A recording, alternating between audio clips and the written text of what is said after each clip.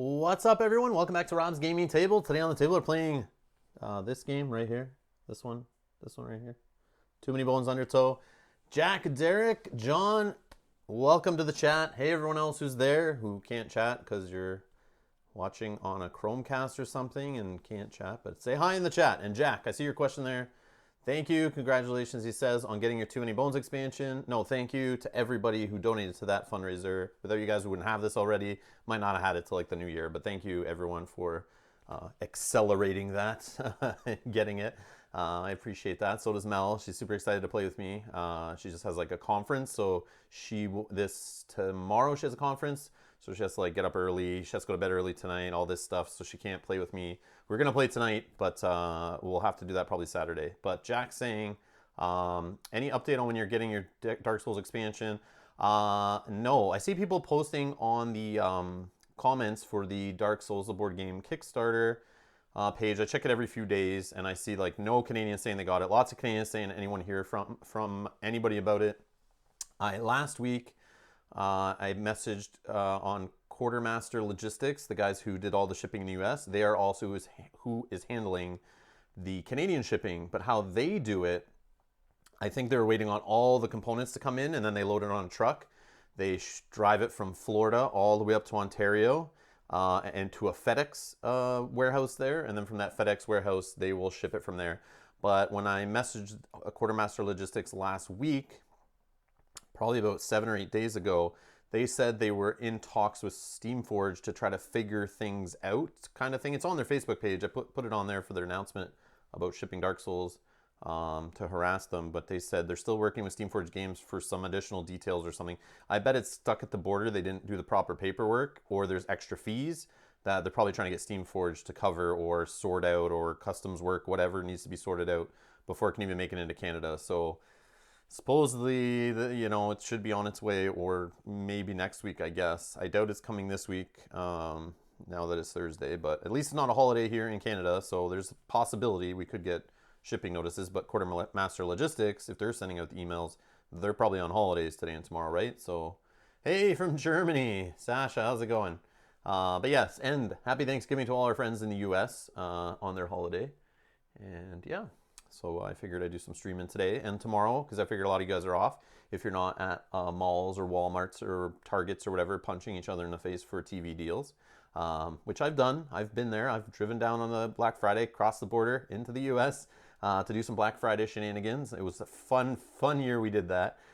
Came back with lots of stuff, had some fun, just to be part of the experience, the whole rushing in, smashing shopping carts into shelves, knocking stuff all over the place. It was fun. But yeah, well, at least you have Undertow expansion to play fill the time. Yeah, so because this came so quickly, actually when I ordered it on Saturday after our live stream, I got the notification, I think that day or the next day, saying it was out for shipping, which just means they scanned it in, but Canada Post didn't actually pick it up till Monday. And it was supposed to come Tuesday, but then there was some kind of delay. So I almost had it like in like 2 days, 3 days. That would have been awesome. But I got it yesterday, and we'll be exploring it here. Yeah, until the Dark Souls expansion. I know I want to do a stream of Dark Souls this week. I was going to do it, but then I thought, no, I don't want to keep playing without the stuff. Like, I see people posting online with their summons, their invaders, their mimics, their new classes they get to play with, their new items, their armor sets, and I'm just like, oh, that's it. I'm not playing the game anymore until I get that stuff. So hopefully next week, maybe. I don't know what's going on. But this is another reason why I don't back a lot of stuff on Kickstarter, because in Canada we get shafted, like huge shafted. We get it like weeks, sometimes months after the US. Literally US, like North America, we're right above, like it just has to cross the border. Sometimes it even comes into port in like Seattle or Vancouver, and we still don't get it as quickly as the US people will get it. And I obviously understand we're the smaller amount of backers for most projects, but man, that's why I reach out to some of these companies. I say, I can't kickstart your stuff. I want to do a video when it comes out, but like I can't have your project promoted on my channel if I'm getting it like 2 months after it comes out. Nobody really cares at that point. So yeah, that's another reason why I don't back a lot of Kickstarters anymore, because we just get shafted here in Canada. We're always like last on the list. Even when it's Canada friendly shipping, it's like I have it way too late. And when you're trying to play it on YouTube, it's like, get out of here. But hey, Rodnoff Claw, hey, welcome. Yeah, we're here to play some Undertow. All right, we got oh man, 18 people here. Thanks for joining, guys. I figured it'd be a good day to stream because of the US holiday, so we'll see if that helps it or hurts it. I don't know. But either way. Jack says he's in the USA, so happy Thanksgiving to anyone. Yes, like I said, happy Thanksgiving to anyone in the USA. Yeah, we don't get the same Thanksgiving. We don't get a holiday today, but yeah, now that I do YouTube full time, it's like, hey, every day is a holiday for me. No, I'm just kidding. I have other responsibilities still too. But anyways, all right, let's get down to the table here and gush over some Undertow, which I understand. I'm a little late to the party, like a year late here to the party, but it's kind of cool to experience this stuff either way. I know there's a lot of people who don't even know what Too Many Bones is, who don't know what Undertow is, who don't even know what Chip Theory Games is, and there will be some of those who see this video in the future. So for you guys, like me, who didn't find out about Chip Theory Games till like this year, and I know there are people who hadn't, and I know there's people who didn't get their first Chip Theory stuff till this year on like the Cloudspire or the Splice and Dice Kickstarter. So there's some people still waiting for their Too Many Bones stuff to come who already ordered it. So yeah, so you'll be experiencing it kind of with me, which is kind of cool, or in the future. So either way, I want to highlight this game because Too Many Bones is awesome. Let's see, Ronnie's here. George A is here. Good luck. I can't watch the whole game today, but we'll pop in later to see how you're doing. Yeah, I'm kind of glad you can't really watch right now, George, because you're going to watch me fumbling through this game, because this is literally my first playthrough. I haven't even read all the character skills. I haven't seen any of the baddies. I don't know the Tyrant. Like, I've never played Duster other than for like 30 minutes demoing it at Gen Con when I didn't know what the hell was going on. So yeah, I apologize to anyone who's expecting me to know what I'm doing here, but I obviously have Too Many Bones experience, but this will be new to me, so we'll be looking up rules. This will be a little slower of a stream where we're kind of reading Duster's abilities, trying to figure out, you know, what to purchase, where to go. And if I fail, no big deal. I will just do it again with a different Tyrant, and we'll play Duster again. So today I'm just focusing on learning Duster, trying different skill trees and stuff, so we'll see how that all works out compared to other gear locks that we have. Sorry, Ronnie says, liking your playthroughs here in Belgium. Hey, Ronnie, appreciate it for tuning in. And John says, same here, hosting Thanksgiving dinner as soon as the turkey's finished. Awesome, awesome. Okay, and the good thing is, for those who have to leave for Thanksgiving dinner, that is okay. It will be archived later on YouTube as usual. We are streaming tomorrow too. I'm going to be streaming earlier, starting at noon. I originally scheduled it for 11 a.m. Eastern, and I realized that coincides with when the Chip Theory Games Black Friday sale drops, and I'm trying to get those promo chips, Gasket and Tink, if I can, before it's all sold out. So I will be on there clicking buttons. And I thought about doing that live just for fun, but nah, I'd rather just be able to like focus on refreshing my browser, trying to get in my cart checked out. So we'll see how that works out. So don't all you guys buy up all the Tinks and Gaskets before I get there, okay? And the promo pack either. Don't you dare. Jack asked, Rob, I was just wondering, doesn't the Undertow battle mat is a better replacement than the core battle mat? So for the Undertow battle mat, you totally could only use this battle mat, my understanding, if you were just playing with only Too Many Bones core set encounters. Just ignore these three on each side, these 6, I guess, total starting spots for mechs. On the other side, you would just never really flip it because it's a mess on the other side. It's all over the place. Like, gear locks are starting in the center. That you can start on any of them. There's this whole like melee for lane 1's up here, range is down here. You could totally use this. I don't see there's a problem, other than some of the encounters in the first set, they're like on the little dexterity stuff. I would assume they're still okay. You just kind of like, you know, put the little games where they're supposed to go, even though it might say like all the baddies start in the range positions. They're trying to make a start up in the back row, or put all the trees up there that you're shooting arrows at and all those kind of games. Might be a little messed up because it's all over the place. So you could totally use this with the core set, but I wouldn't play with the water side at all because it's kind of a mess. Or you could and just do whatever you want in your living room and have a great old time, really. But see how it breaks the game or not. But yeah, you could totally just play with this mat going forward. I could always play with this mat. The only reason I might not, if we're just playing with core set encounters, is I just don't want to confuse anyone watching the videos and stuff for what these spaces are for, and if they don't get used or they do get used. And I'll explain what I'm using it when I start mixing it up. But right now, I'm going in with like, I've only played the core set, and I want to kind of try Undertow as if I only had Undertow. So I'm playing with just all Undertow stuff, except for using like the plastic insert from the core set and stuff. But all the dice, chips, cards, everything from Undertow only. And I'm going to play that for a few days, probably for the weekend, before I start mixing stuff up next week. So the stream tomorrow will just be Undertow. On the weekend, I'll probably do one with Mel, my wife. She'll play Stanza, however you say it. And she will, we'll just play Undertow stuff. And at some point we'll do a campaign, but obviously we'll have to mix in another gear lock if we're going to do that 3-player. But we'll try a 2-player campaign too. But I just want to really try the Undertow set by itself to see how it stands up to the core set. And I only have core set experience, so it's kind of cool I get to compare it. And it's kind of how people experience it, I assume, right? They eventually got Age of Tyranny. I don't know if Age of Tyranny came out before Undertow, but I also haven't played with 40 Days. But I mean, that's still a core set, right? So it's like, I just want to experience this by itself so then I can judge like which one, when people ask me, because people will ask, what should I buy? Where should I start? I can only spend, you know, 100 and something bucks. Which one should I go for? Should I go for Undertow, buy a gear lock on the side or two? Should I go for the core set where I get those for gear locks? You know, I want to be able to answer that question. And there's Mel, my wife, in the chat saying she can't wait for that. Yes, honey, sorry, you're booked in for a Saturday or Sunday live stream, so cancel your plans. They'll expect you here playing Stanza because they'll get bored of me playing Duster, I'm sure. And let's see here. Rodna, I'll help out if there's anything I can. Started from, oh, Rodna started from Undertow. Okay, so that's cool. Yeah, so we almost did. We almost got Undertow because we got a demo to us at Gen Con and we thought, this is awesome. We played with Duster and Stanza in like a 45-minute demo and thought, let's get it. But we didn't know what the hell products were available. We just saw this giant wall at Gen Con in their booth, and anyone who's seen their booth with all their like lists of stuff for all their different games and their bundle packs and all this, we were just like overwhelmed. And there's a guy in their booth who like, he was nice, but he didn't really know how to answer our questions at all. I went to him and said, hey, I want to know where to start for Too Many Bones. And he said, you could start here, you could start there. And I said, we want to play a campaign. We want to play a bunch of it on our channel. We want to go through episodic campaigns. So how big is a campaign? And he tried to explain to us there was a campaign in the core box, which I learned later from someone more important at the company that it was not, and you need Age of Tyranny to do that. And he tried to tell us that, oh, there was something else. He totally didn't make sense.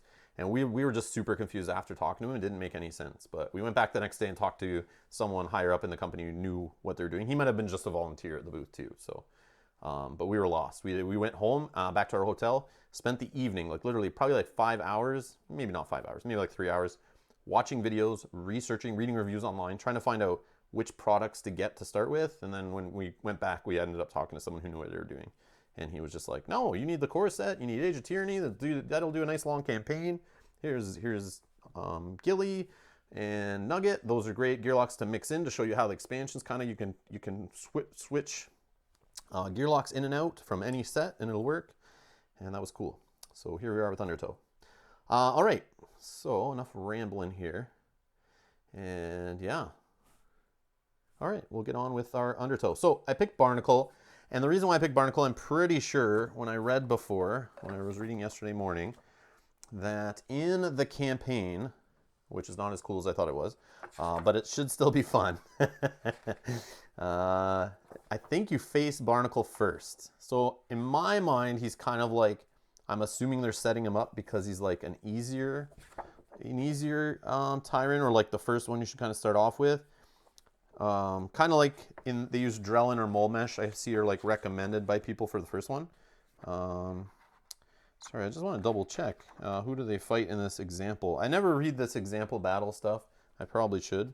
But I find it hard to follow along with. But it's great that they have examples in here. Who are they fighting against? Yeah, Barnacle. They're fighting against Barnacle in here too. So just by that Barnacle they're using in the examples and starting with, I'm going to assume he's like kind of the starter one to try out. He's easy-ish. Well, I don't mean like easy. I just don't want to make the mistake I made with the first Too Many Bones where I got it and I set it up on the kitchen table and I'm like, all right, let me try to practice this game. And I used Nom because Nom just seemed like, I assumed this little length also lined up with difficulty. So I thought Nom being quick made him easy. No. Yeah, that was wrong because you don't get to level up your guy enough and it's a really tight, small margin of error tyrant. But that was my noobish stuff going at it. Then I looked up online. I'm like, Nom is tough. And everyone's like, all these threads about Nom being hard. And then I was like, who do you start with? And people were like, oh, Molmesh or Drellin they would start with. I think were the two. So I'm going to try Barnacle. And Barnacle says, little is known about those dwelling in Daelor's aquatic depths. Murmurs of Barnacle's existence linger over every sea, river, and ocean. Of course, these tales are often soaked in ale at the local tavern, making the rumors that Barnacle is protecting something of great value difficult to confirm or deny. Interesting. So the cool thing, another thing that was neat, I mean, it kind of sucks there's no like, all the baddie types aren't here in this set, but I understand they had to shrink the set down to fit in a small box and cut costs where they could. But it is kind of helpful that literally he uses all the 3 baddie types that come in this set. Other than the Krellin and the mechs, obviously those are encounter specific. But I just mean for setting up the baddie stacks, I'm just going to shuffle these and they're ready to go. I don't need to like find the trolls, find the orcs, take them out, put these ones in. No bog types, anything like that. It's just like, boom, he uses them all. So that's easy for setup. So speaking of, let's just, whoa, how did that guy get in there? Let's make sure we have all the baddies in the right spots. So those are all 1 points. Okay. And, okay. And let's make sure we got all the 5 pointers. Whoops. Okay, 5 pointers. Just gonna pseudo shuffle our stacks here. And 20 pointers. Yep, 6 20 pointers.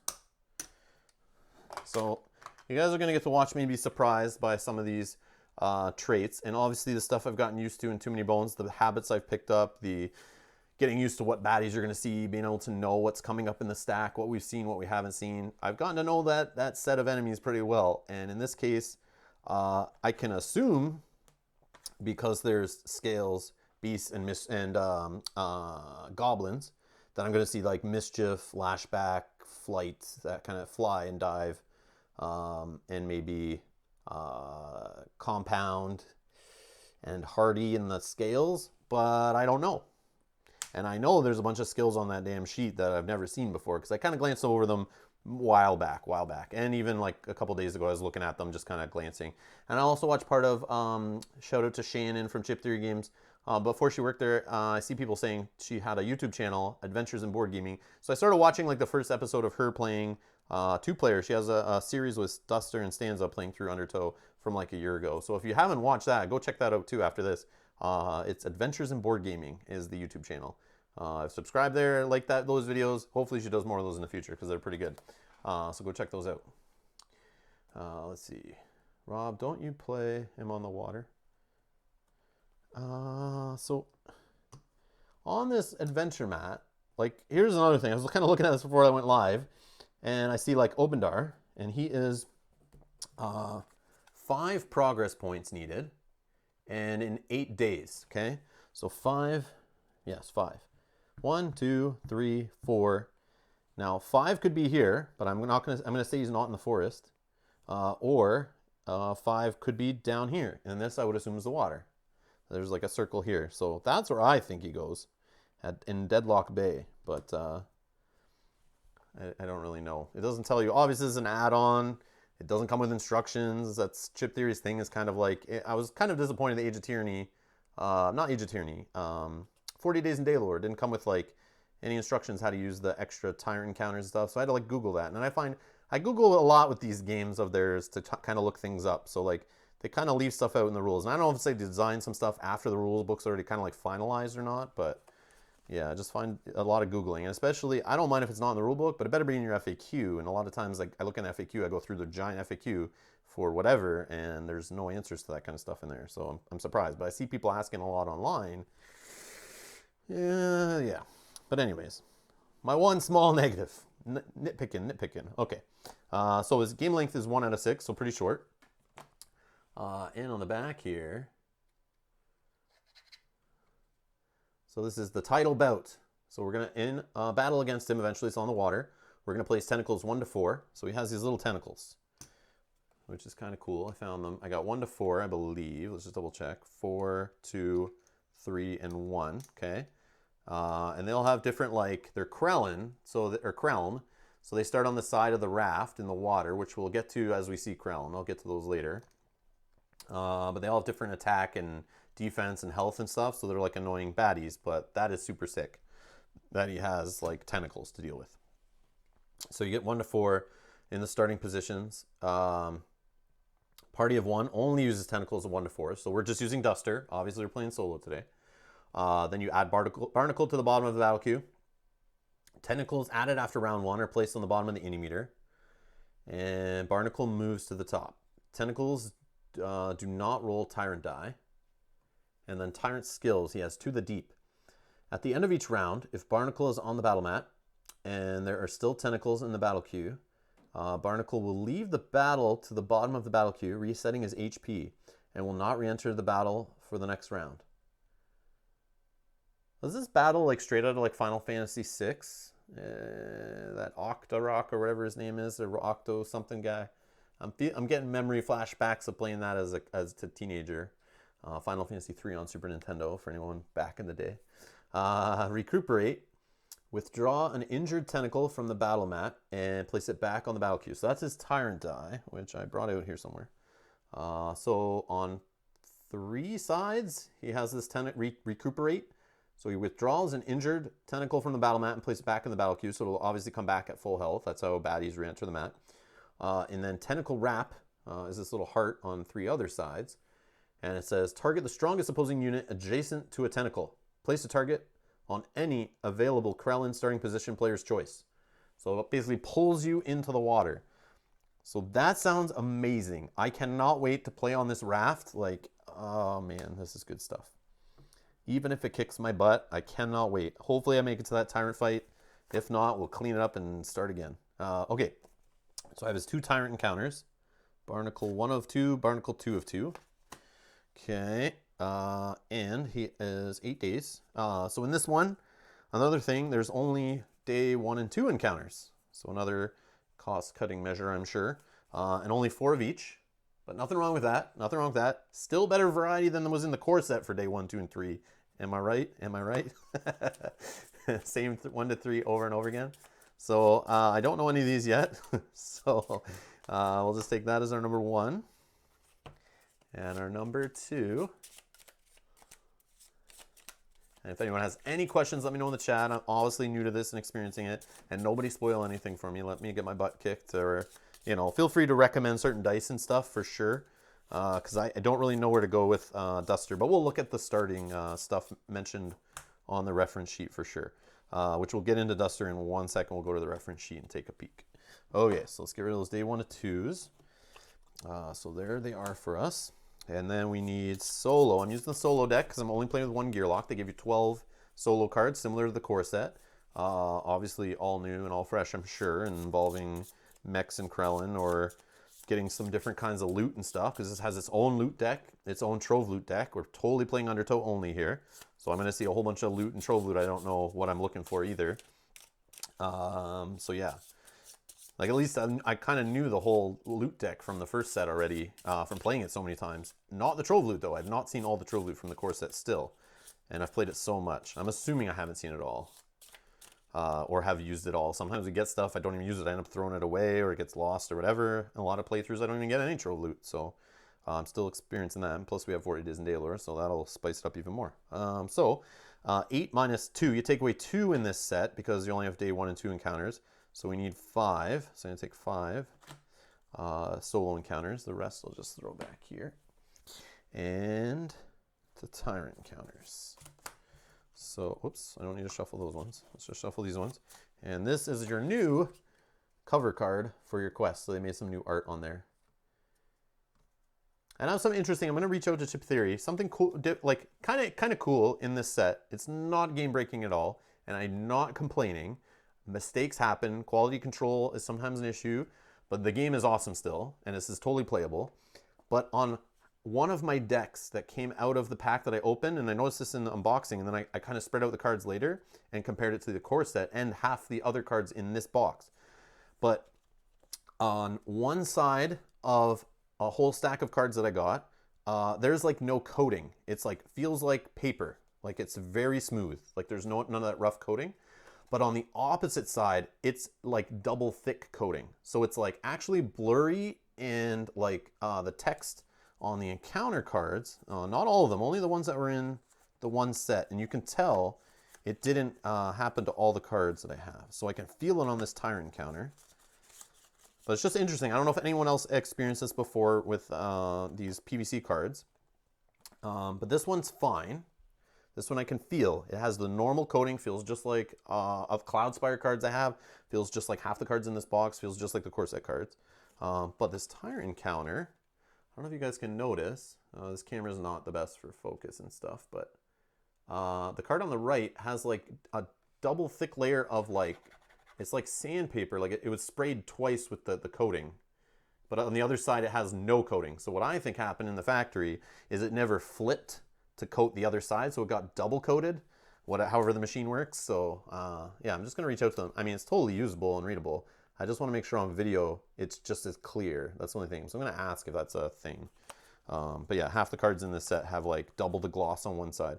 And it's fine right now, but sometimes with the studio lighting at certain angles, I have trouble reading the text because it's really like shiny and like matte. It's weird. But anyways, just interesting thing. And I like getting like misprints in decks, and Keyforge has all this stuff lately. It's been happening with like old logos and stuff appearing on cards and stuff like that. I think that's super neat. Like, I'm sure it's rare, like super rare to have something like that. So, but yeah.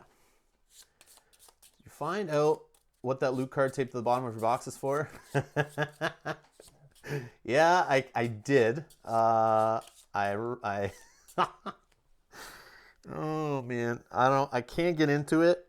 It's a cool, like, all I'm gonna say is it's a cool part of a little riddle. It's like a mini game. I'm not gonna tell you anything more than that, but I figured out with that item, it kind of led me to the start of a riddle, which there was one for the core set too, which I completed that one, but I can't tell you any more than that. I got to keep it tight-lipped.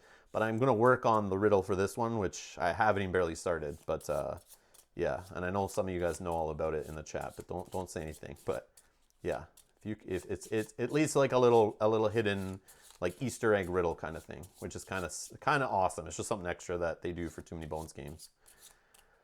In Undertow, you take days -2 encounters in your deck. Yeah, okay, perfect. So I took 6. Did I not? Oh, sorry, I did 5. I meant 6. Wow, I'm so dumb. I even said it out loud too. So sorry. There's a 6th one in there. That's what I meant. I said it, only take away 2, and then I counted 5. Brain farted. I don't know if I was just like looking at the 5 progress points and thinking about that, but, or I'm so used to doing core set where I was just like, look at the days, take away 3. I don't have the game, so I don't know. Okay. But yeah, Jack, they like, the company puts like little riddles and mini games hidden like in their games, and if you can figure them out, good things will come to you. So yeah, so that's all I'm gonna say. So if you ever get the game, and you need the game physically to do it, like it's in the components, so that's all I'll say really. But yeah, it's a cool little mini game.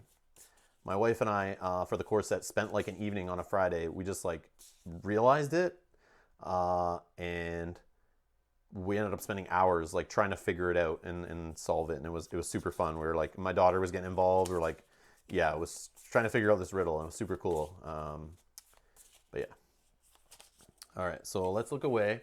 We'll do a little bit of shuffling, mix this up a little bit, and we'll cover it up, and we'll throw it in here. On our day 1 and 2, we'll just put the 2 in there. We'll keep the 1 out. All right, here we go.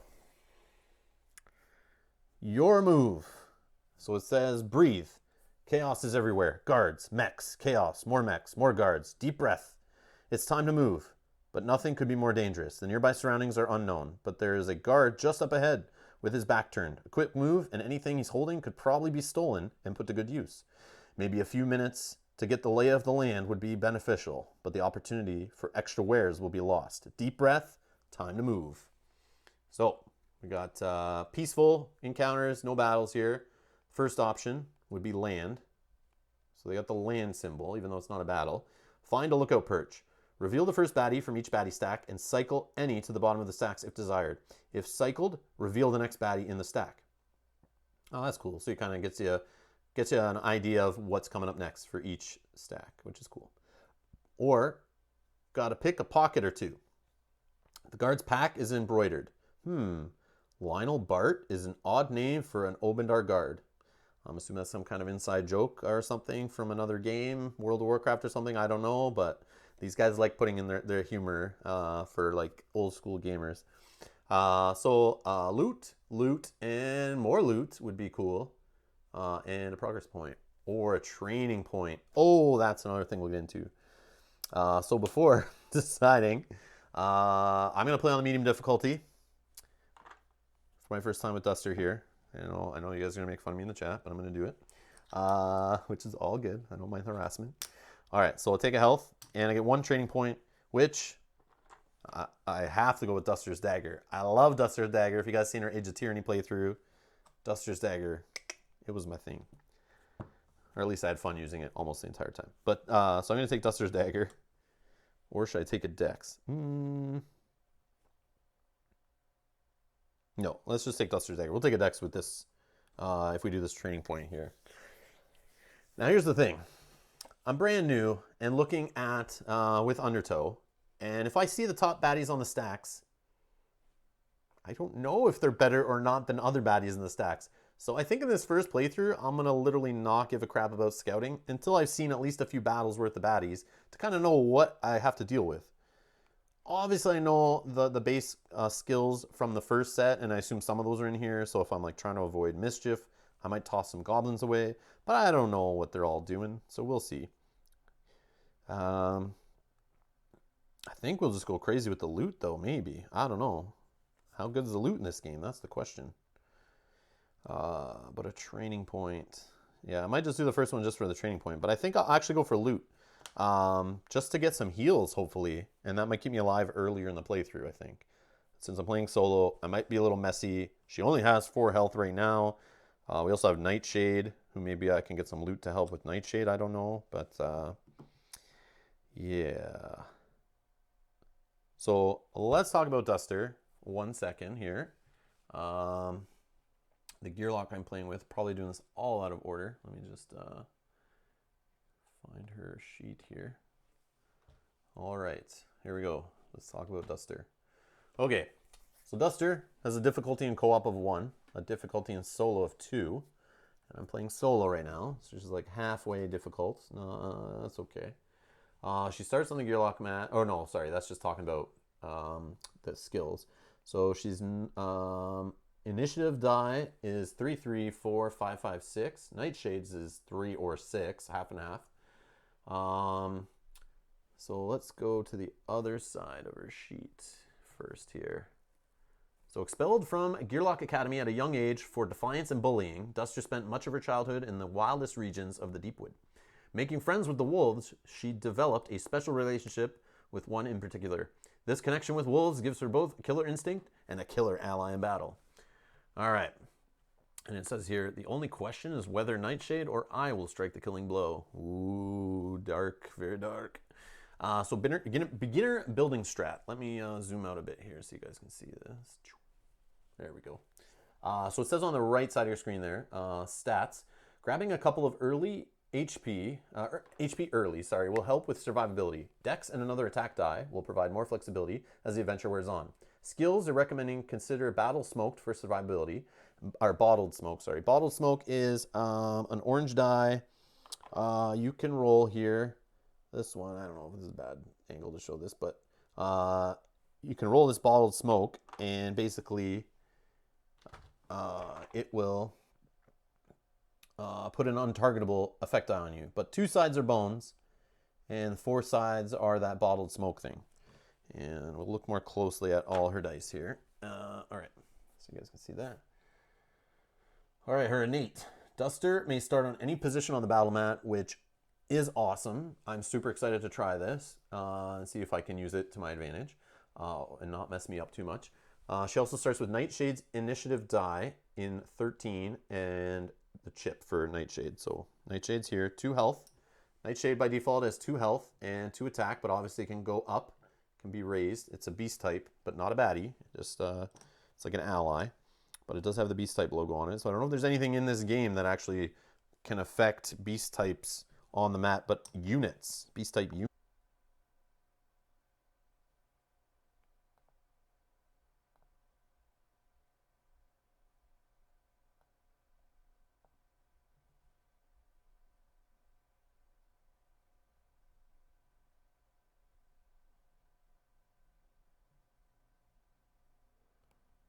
I don't know. You guys hear me? Am I live?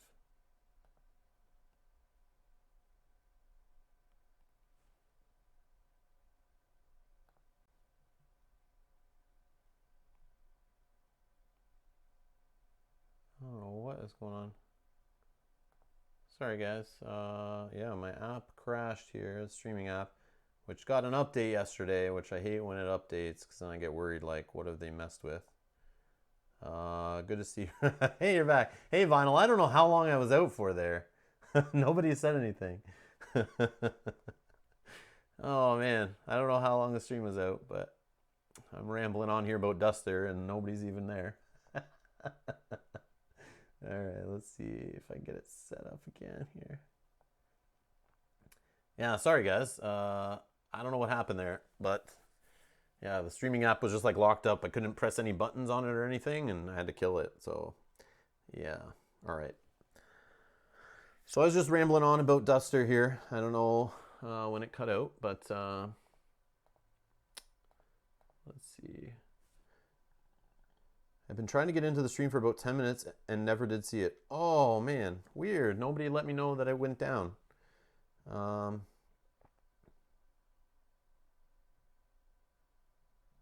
Either way, I was just reading Duster stuff, trying to learn Duster here. I've never played with Duster, so I was just trying to see the different options that Duster has. But I think I'm pretty familiar with it. We'll just deal with them each as they come up since, you know, I just went through all that.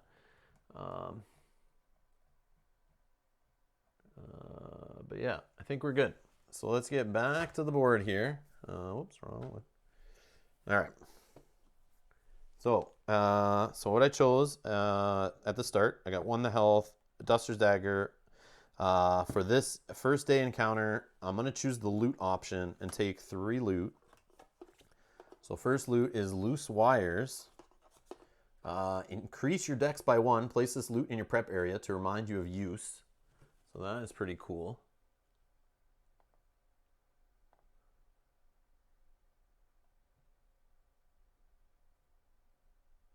I don't know.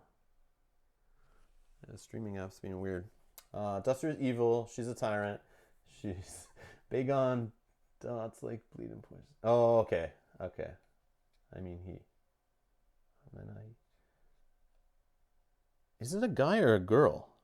I thought Duster was a girl. I think it's a girl. I don't know. All right. So Loose Wires. Increase your dex by 1. Place this loot in your prep area to remind you of use. So it's single battle. That's kind of cool. Single battle. So that might be good early when I have like no dex going on. So the next loot. Cibron Kelp. Fully heal yourself if currently at 1 HP. Otherwise heal for 2 HP. Interesting. Very situational. But that'll be good. You got to be at that fine little 1 HP. So I got some heal, which is good. That's what I was hoping for. And a Fortunate Discovery Classic. Single use. Select one of your consumable skill dice and place it in its spot on your mat. It's now available for use. Let's rock, says Stanzo. I should look at the flavor text since it's like the first time I've seen this stuff. So Kelp. I need some healing. Kelp. Not just get healing. Kelp. I could trade with someone. Kelp. Stanza. I get it. Singing along. All right. Discarded wiring is common around Daylore, but high quality superconductive wiring is actually even more common. Awesome. Awesome. Okay, so that's what I got for my 3 loot off the reward phase here. And then we're going to 1 progress.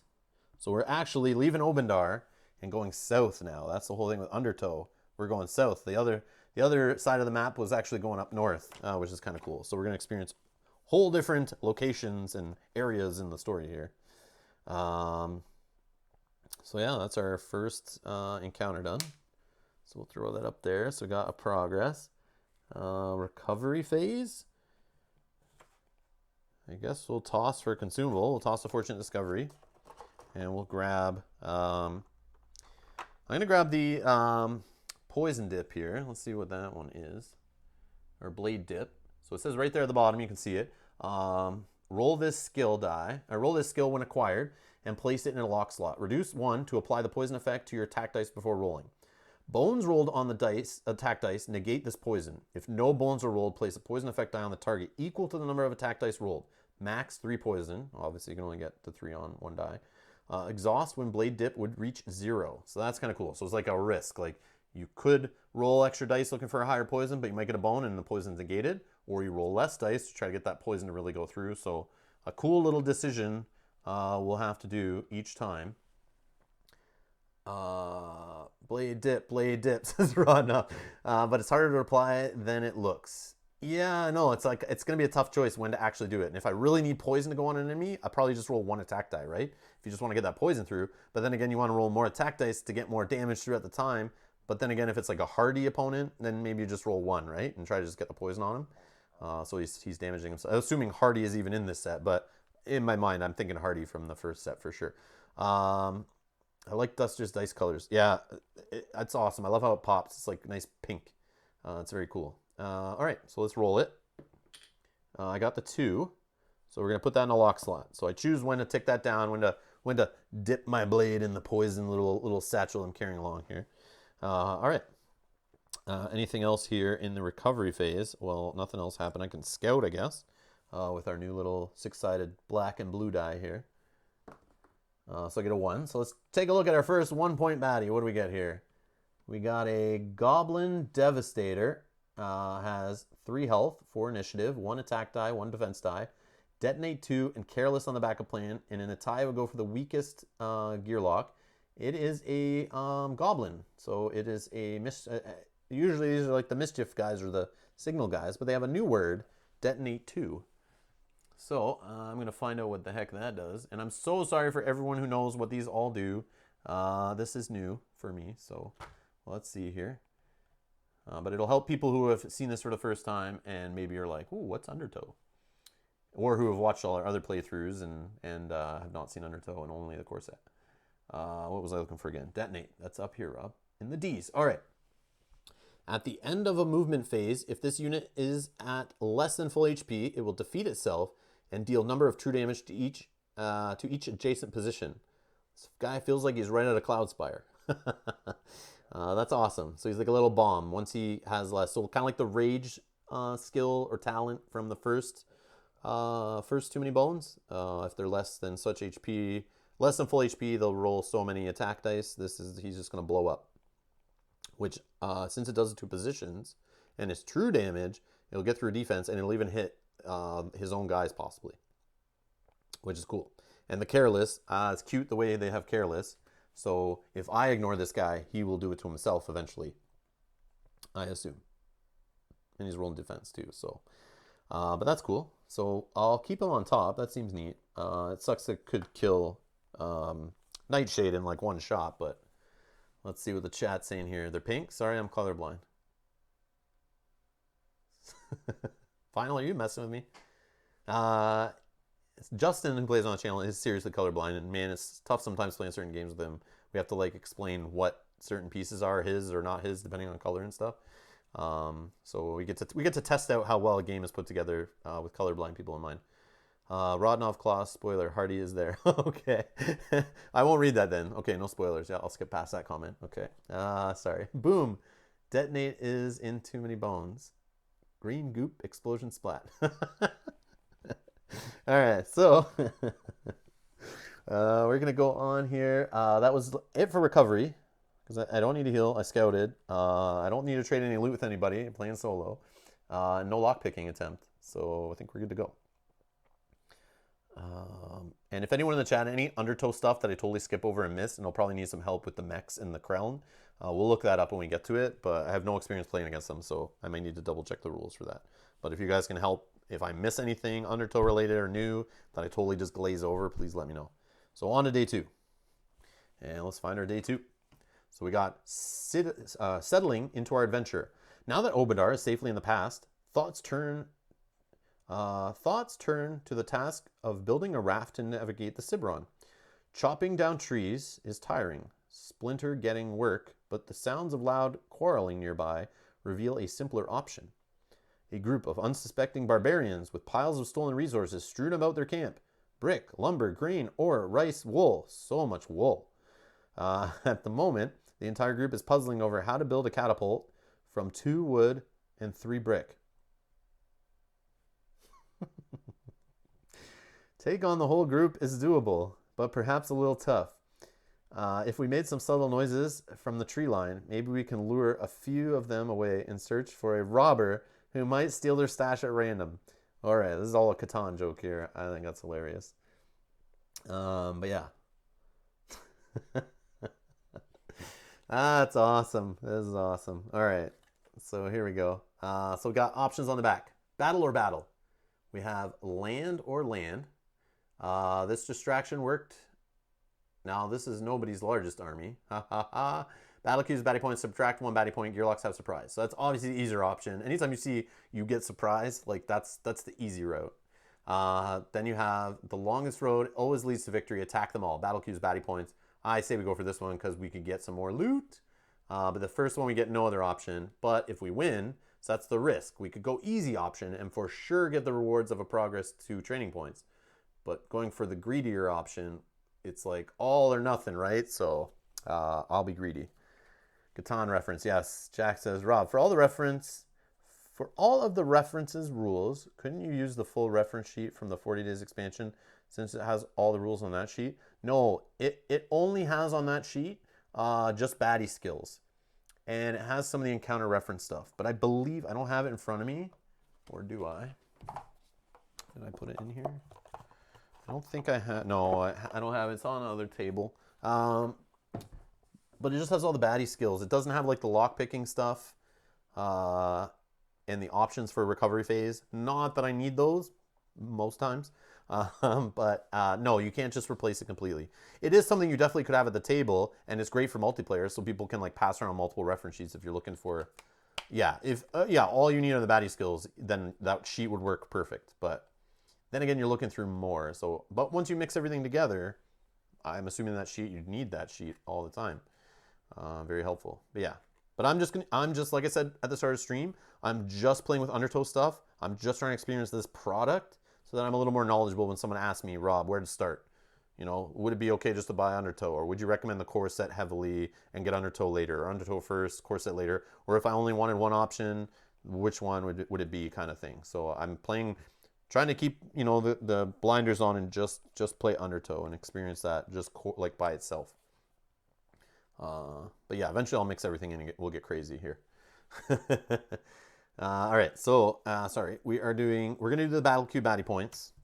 I'm on only day 2, so it's 2 1-pointers. We know we get the little detonate guy, and we get another 1-pointer we don't know about. Put those in our queue. Anything else? I don't think so. I don't think I have any before battle stuff. She's full health, so jumping in with the dog. Okay, so let's go to lane 1. We're gonna get Detonate 2 and Careless. On the backup plan, Goblin Devastator, 3 health. And I'm knocking my chips all over the place. So he's going in the melee position. And the next guy is, Dragon Biddy. 3 health, 4 initiative, 1 attack die, weaken 1. We know all about weaken. Goes for the strongest opposing unit if there's a tie. These are scales, melee. Doesn't seem too scary. Going in lane 2. And right here. So yeah, they don't seem too bad, but we'll see. So the first guy is going at 4, and the second guy is going at 4. And come on, Duster, show me big money. A 3, womp womp. Okay, so I can start anywhere on the battle mat. Is there any reason? Now, what's her backup plan again? Is it the baddie just has to be adjacent to both Duster? Yeah. So I don't need to be adjacent to Nightshade. But I only have 4 health. Ugh. Yeah. These 2 training points are going to be very helpful. But I do have a crease of Dex if I want to roll that thing. But if I can save that for like a battle, that'd be great. Okay, so I'm assuming I want to get rid of the weakened guy first. Because maybe this guy hurts himself. And then I can come in for the killing blow. That's the other option. I can start anywhere on the battle mat. So I can start like on this side or this side so that only one of them attacks me first. I guess I would do this side. If he attacked me, if he rolled a bone, that would be sweet. He hurts himself. But if he doesn't, he's sitting there and I would hit him. And then on his next turn, he'd blow up and hurt me. Duster's Dagger, is that a target thing? Yeah, it's to my target. So it's not even ranged. It's only the throwing knives. Is that the only thing that's ranged of hers? Yeah, I think that's the only thing that's ranged of hers. She's not as cool as Nugget with the more ranged dice, I think. And obviously no sling stones. So she might not be my favorite Gearlock after all. Okay, so I think I'll start...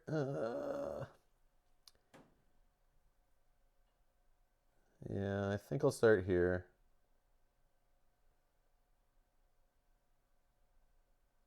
If I get hurt, then Nightshade jumps in. She can attack right away. I don't know. We'll go there. I don't want to get weakened right away, so we'll do that. Okay. So this guy will go. He'll roll 1 attack, 1 defense. Obviously attacking me. He got the bones. So first he will do his attack of 2. Ooh, that's a no good. Then the bones will careless 1. So the whole detonate thing is he moves, and if he moves after the move step, he'll then blow up if he's not at full health. So he's now not at full health, but that was after he resolved his dice, which is past the check for detonate, is my understanding. All right, let's do this other guy. He will go, I don't know, this way. Maybe we can drop Nightshade in one of these spots here. And Duster. So I'm at 2 HP, not the magical 1 HP for the Cibron Kelp yet. All right, but I need definitely gonna roll a defense. Roll 2 attack. I only have 3 decks, so I hopefully can kill this guy. Otherwise, I can run away from him. Can I run away from him though? If I went down here, this guy would move and blow up and hit this guy. So I can be kind of cute. 1, 2, no. If I move down there, I have no decks. So that is not cute. Yeah, never mind. Man, got to get all that deck still. All right. So I'm going to go with, I think, yeah, we'll go with the... Although, is there a bone on this one? Yeah, there's 1 bone on here. So it's like the same as attack. I'll save that. So let's just go attacking this guy. Yes, I got it. So he will definitely be killed. So he won't blow up, which will be fun. I'll try to use that to my advantage at some point. I like that kind of stuff where you can manipulate them and have them hurt each other. I like when games do that. So those are resolved, and I get a defense. Sweet. Okay, end of the round. I'm hurt. Nightshade, help me. All right, so Nightshade's going to come in at the top of the queue, and she'll go in a melee position. Guess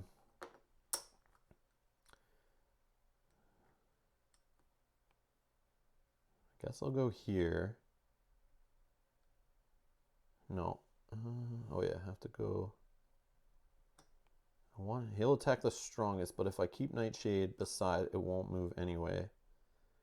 Whatever.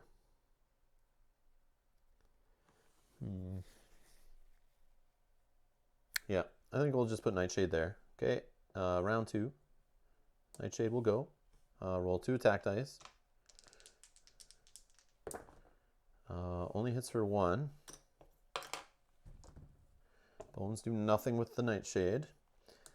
This guy will go. He'll roll 1 attack. Oh, first he weakens for 1.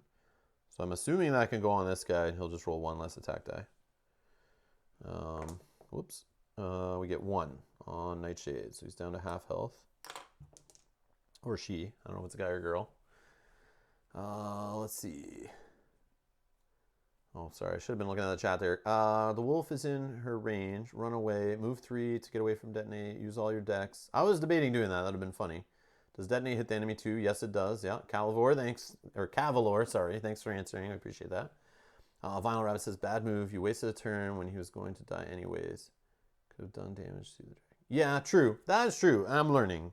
I'm learning with these skills. It's going to take some time to figure it out. But yes, you were right. I thought of that too, was just running away. But then I'd have no defense. But then I would have realized Nightshade would have come in. If I was down here, oh yeah, we would have been tied. So I could have chose it to still attack Nightshade, even if I had no defense. Yeah. Looking back, yeah, I definitely should have done that. So, Duster, we'll do 1. So with 2 decks, I'll just roll 2 attack dice. Yeah. So I get 1 through, 1 bone, which is interesting. So it will attack the strongest, which is me, but I'll pop Pack Mentality. And I'll just go here beside Nightshade. Yep. All right. Round 3. Nightshade. Weaken, so it's only roll 1 attack die. Hits for 2. Kills the Dragon Biddy. A little itty bitty dragon. And we'll return home limping. Boop, boop, boop. Okay. Reset this. All right, so we won. Let's get some loot. Kelp powder, 2 uses. You can tell up there. Remove 1 effect die from yourself or an adjacent unit. Well, that's helpful if I need to get rid of stuff off Nightshade. Dried and ground into powder. Kelp from the Cibron has a myriad of medical uses. Very fishy. All right. Then we're going to get a progress point and 2 training points. Yeah. Let's go with a health. And let's go with a dex. Yep. That's reward phase. Done. Recovery. So I can take 2 on myself, 1 on Nightshade. I'll just take 2 for myself. Yep. So up to 5. Nightshade's at 1. Okay. Let's see here. And that's it. I think we're good. Unless I want to toss one of these back. Yeah, let's toss. Maybe an effect die. No. Yeah, let's do, like, I don't know if we're, I mean, there's no bog types. So poison, I don't even know if it's in the set. But we see weakens there, so that's kind of annoying. I can get rid of weaken. What else could there be? Terrify, stun, disable, bleed. There's probably bleed, maybe. I don't know. Yeah, whatever. It's got to be poison, but there's no bogs, so I don't know. We'll see. But don't spoil it. Don't spoil it for me. All right. I want to be blinded. Yeah, I'll keep it out of fear. Okay. So we don't scout. On to day 3. And let's find our first encounter after day 1 and 2. Leaving.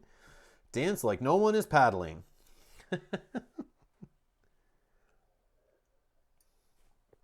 All right. Paddle 1 was lost this morning. I smashed the Krellin right in the face, launching one of its bulging eyeballs onto the nearby shore. Before it could grow its eyes back, it snapped my paddle in half with only its teeth and disappeared back underwater. Paddle 2 was lost a bit less heroically. While my theater troupe may be impressed upon my return to Obendar, the pirouettes, spins, tosses, and paddle jabs I was practicing won't impress Nobulus or any other tyrant. Now I'm drifting with whirlpools, rapids, and rocks up ahead.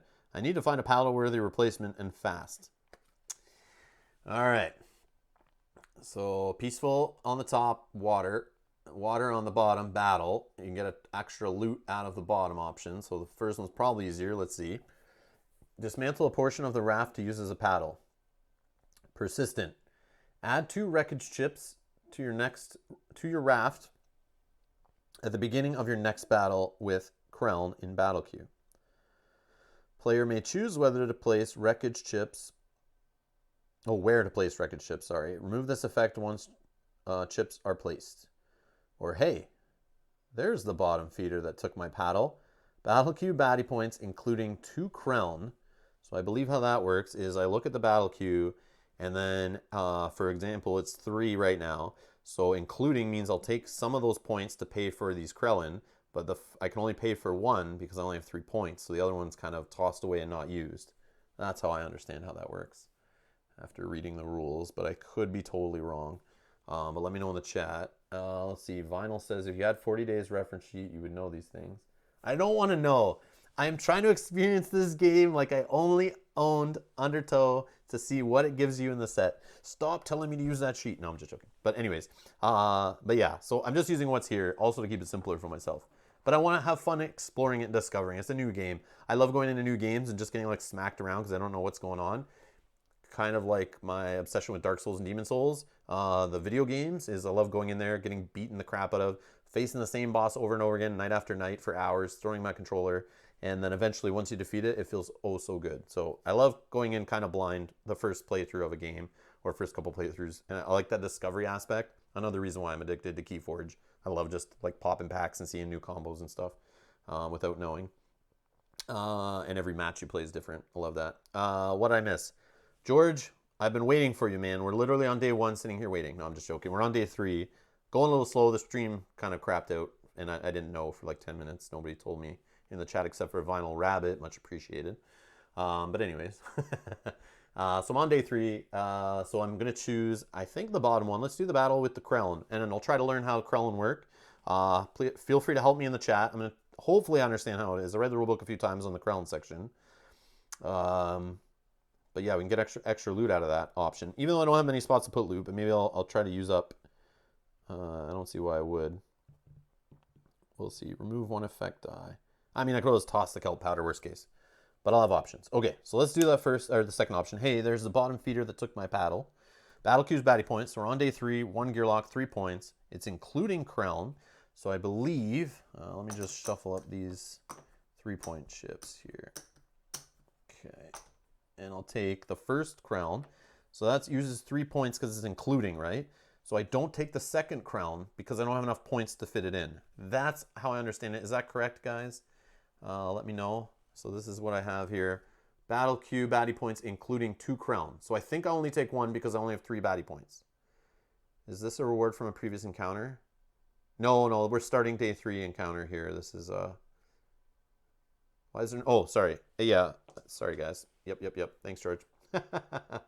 No. I'm being bad. But this stays in here, lock slot. My blade dip. I got a 2 on it for a consumable. The active defense. Okay. That sounds correct to me. Okay. Kazumi, thank you for your help. I appreciate it. Okay.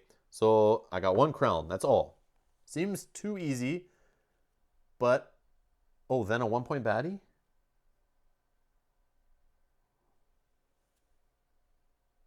You're going to take 2 Kreln and a 1 baddie. No, I think that's only if it's added. Here, let's find out. Yeah, it's only day 3. We're only on day 3. I'm playing solo, so I have 3 points. Oh, okay. So George thought it was day 4. Okay. Man, you totally threw me for a loop. I was like, what? I'm still adding other baddies? Yeah, so if we double check. Page 18, I think it was.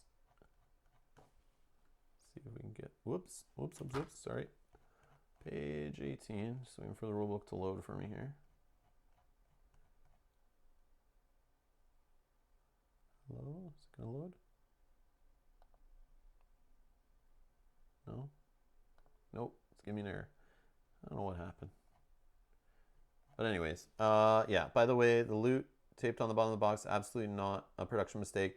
It's totally intentional. George, I know I actually started looking into it, trying to figure it out last night. So I understand how to start it, but that's as far as I got. I ran out of time. So yeah. But my daughter and I literally spread out components. We're like trying to like look for hidden stuff in pictures and things. But yeah, I won't go any more into it. But that's something that'll keep me busy in some mornings when I probably should be reading rule books, getting ready for streams. I'll be, yeah, doing that. Don't forget to flip the mat. Oh yes, thank you. I'll get there. Sorry, I'm so flustered with this new game. Trying to keep everything in check. It's not flowing. My stream is not flowing. And the PDF is crapping out on me here. 18. It's gonna load. Let's see. There we go. All right, where is this, guys? Somewhere in here. Nope.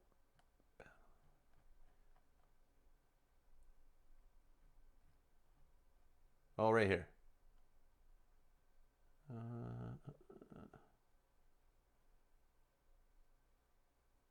Baddie points is a short way of saying that's calculated here, whatever. Stack them to, where's this including stuff? Right here on the right.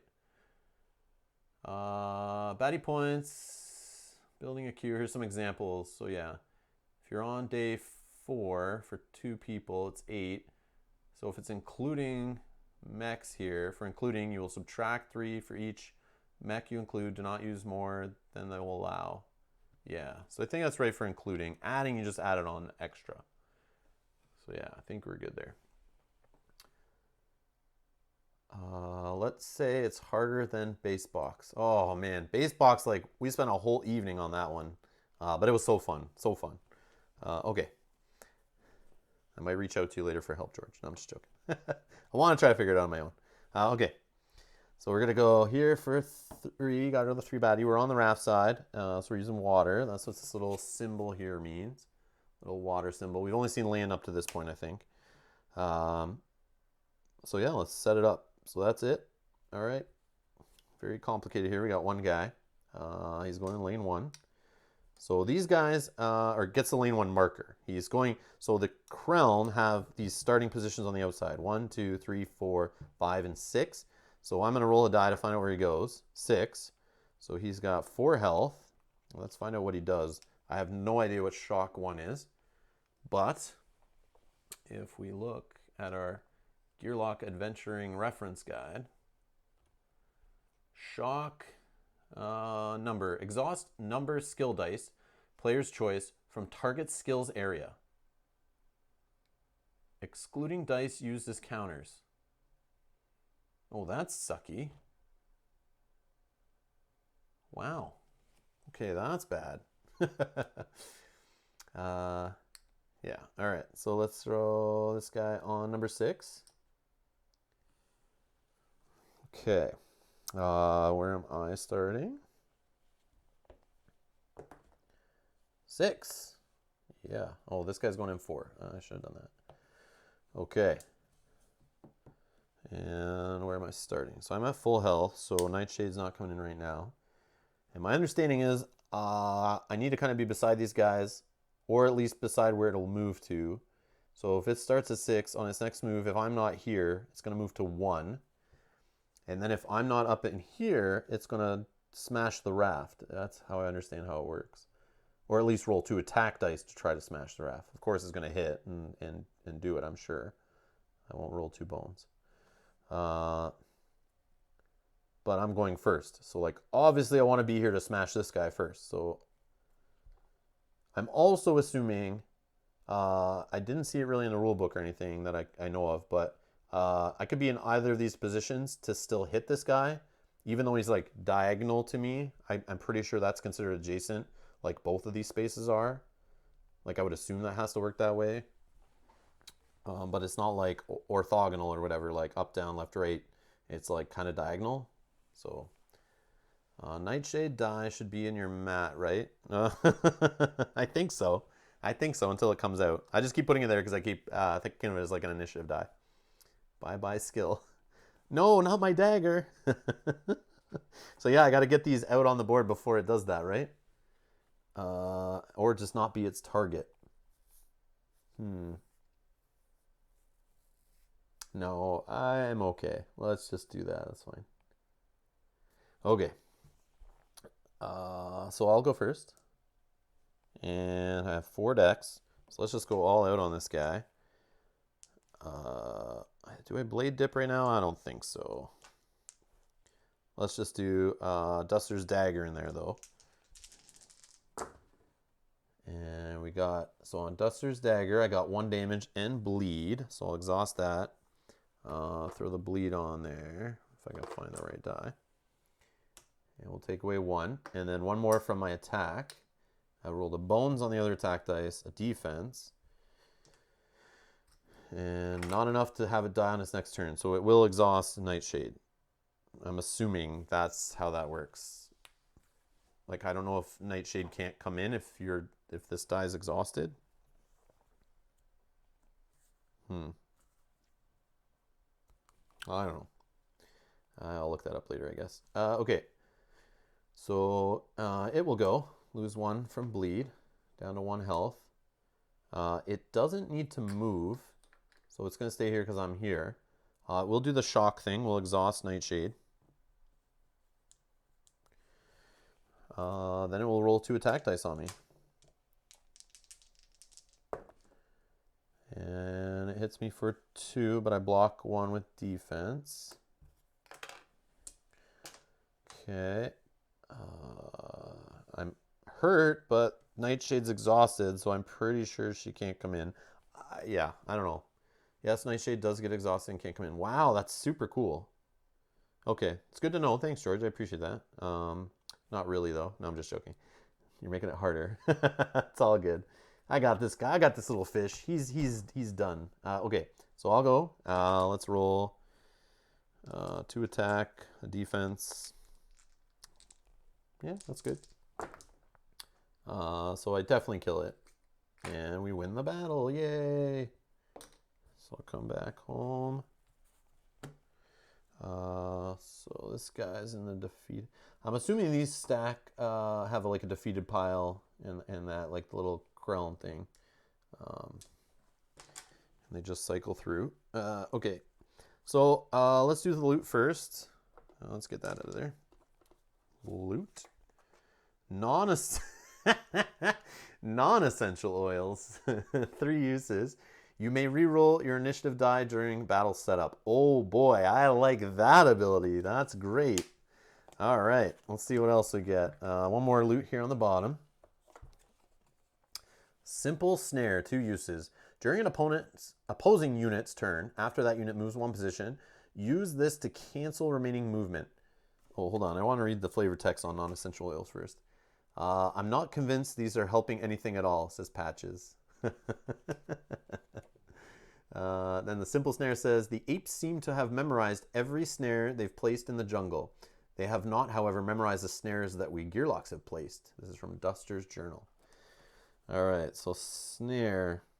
Now, stopping movement is great in solo, especially because I can stop a baddie from coming to me and buy myself a turn, I would assume.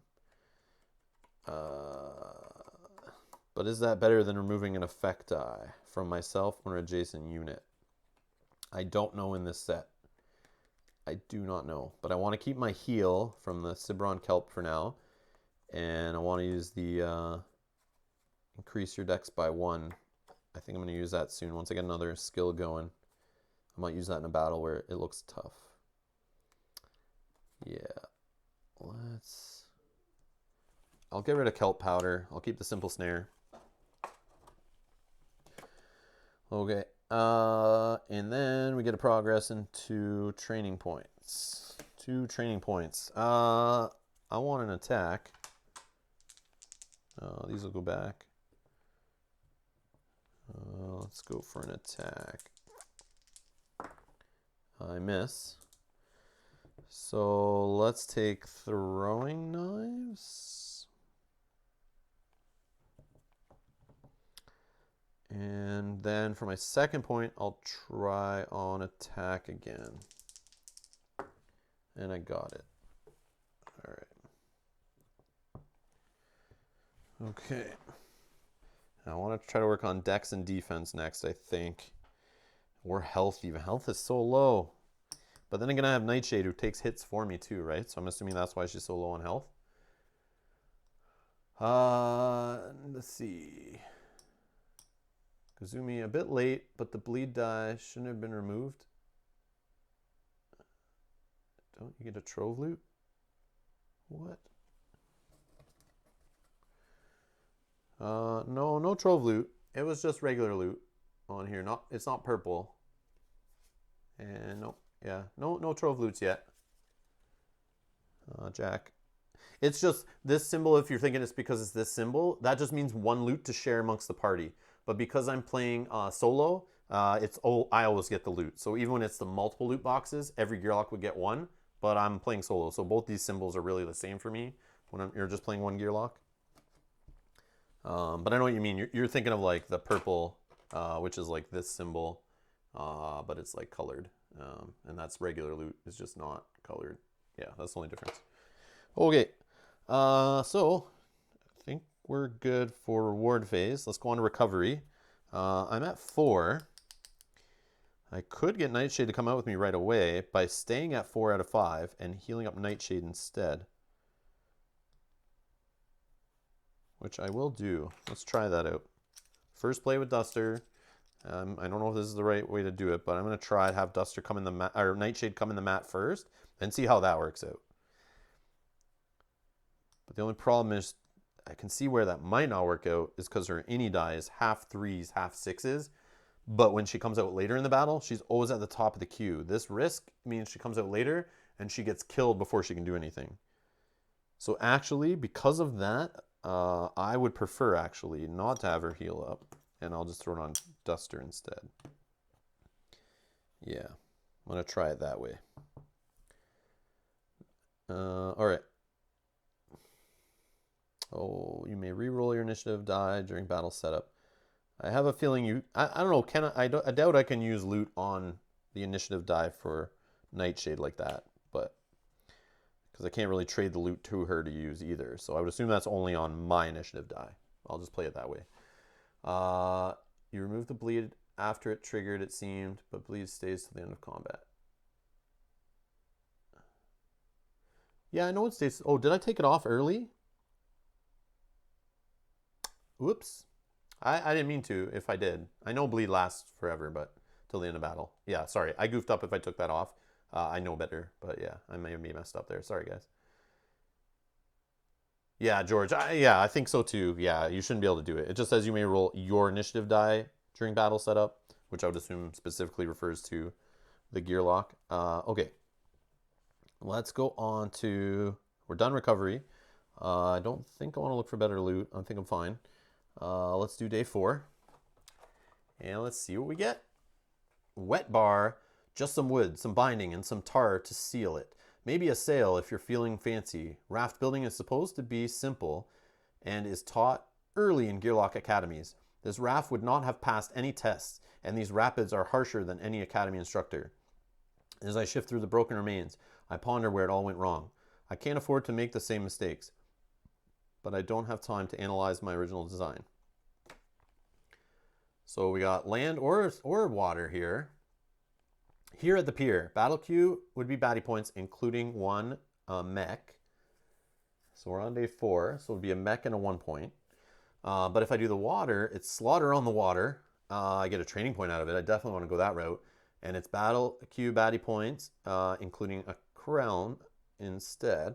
Before battle, place 4 wreckage chips anywhere in lane 1 and 2. For this battle only, Gearlocks may spend a dex anytime during their turn to remove an adjacent wreckage chip, 1 dex per chip. Okay, so I start with 4 on the mat, and if a 5th goes to be placed, I lose. So I literally have to use dex to get them off ASAP before this crown starts smashing more in if it doesn't have a target. That's how I understand that. So let's do this option. Let's try the slaughter on the water. Yeah, I want the extra training point. Okay, so 4, we'll do a crown, and they always go on the top, I believe, and the mechs go on the bottom of the queue, I'm pretty sure. So I'll take a 1-pointer, 3, and I think that is all we need to do. Okay, so let's see what we get for a crown. We got a Crown Largemouth. Literally largemouth. 2 health, 4 initiative, 2 attack dice. Attacks the 2 weakest targets if it can. Obviously Crown type melee attack. And attacks with Submerge. What is Submerge? Let's find out, why don't we? So Submerge. Yeah, you can see it there. If this unit would move, instead roll a d6 and place it in number Crown starting position. Oh, okay. So it doesn't just move up to the next one. It will move around the mat. Where's the d6? So we're going to start it in number 2. 2 health. Lane marker 1, though. Which really messes with me that I'm taking lane markers and not putting them in the same lanes as the lane number. Feels very weird. Very weird. So what I roll 2. He's over here. And then let's do the 1-pointer. Oh, another Dragon Biddy. He's got weaken 1, 3 health. We know this guy. We're learning them already, so we know there's multiple Dragon Biddies in there. So weaken happening after I toss away my negative effect die loot that I had there. And I'll get this guy back. Okay. And he is going to go in lane 2 melee. So which is down here. Also making my head hurt that it's in a weird spot like that. So initiative 4 on this guy. And this guy is a 4 also. Let's see, is the chat saying anything here? You killed the baddie right after that, so removing the bleed wasn't an issue. And Klug is here from France. Thank you for joining us. All right, so let's roll my initiative. We're going to find out where I go on the meter here. 5, yes, I like that. Definitely don't need to use some non-essential oils to moisturize my rolling hand to roll a new initiative there. And Duster. So here's the thing. That Submerge guy, I can't predict where he's going to go. And we're having wreckage chips starting in lane. Oh, this is before battle. So it's actually before these guys come on the mat. So I should not put that guy there yet. But now I know he's coming, so whatever. So lane 1. Oh, 1 and 2 are on the outside too. That's another thing that's messing with me.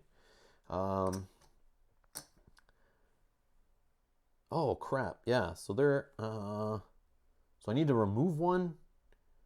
So I need to leave a space open. Let's do... I can't put them all on the one side. So what is it? For this battle, only Gearlock may spend a dex anytime during their turn to remove an adjacent wreckage chip, 1 dex per chip. So I don't know. And these guys just ignore these chips, I think, and just step on over them. Yeah, okay. So let's just throw Duster. I don't want this guy smashing, making wreckage chips. And if I can kill him, that would be great. So I could do it from here. I could get rid of that and have 3 decks and then throw attack at this guy. Sorry I had to leave for a bit. What day is this? This is day 4, I believe.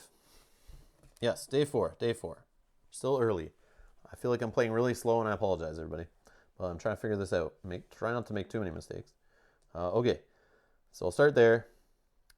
Duster gets to spend a dex. I'll spend a dex to get rid of a wreckage chip. Super important, I think. And I guess I'll do a defense.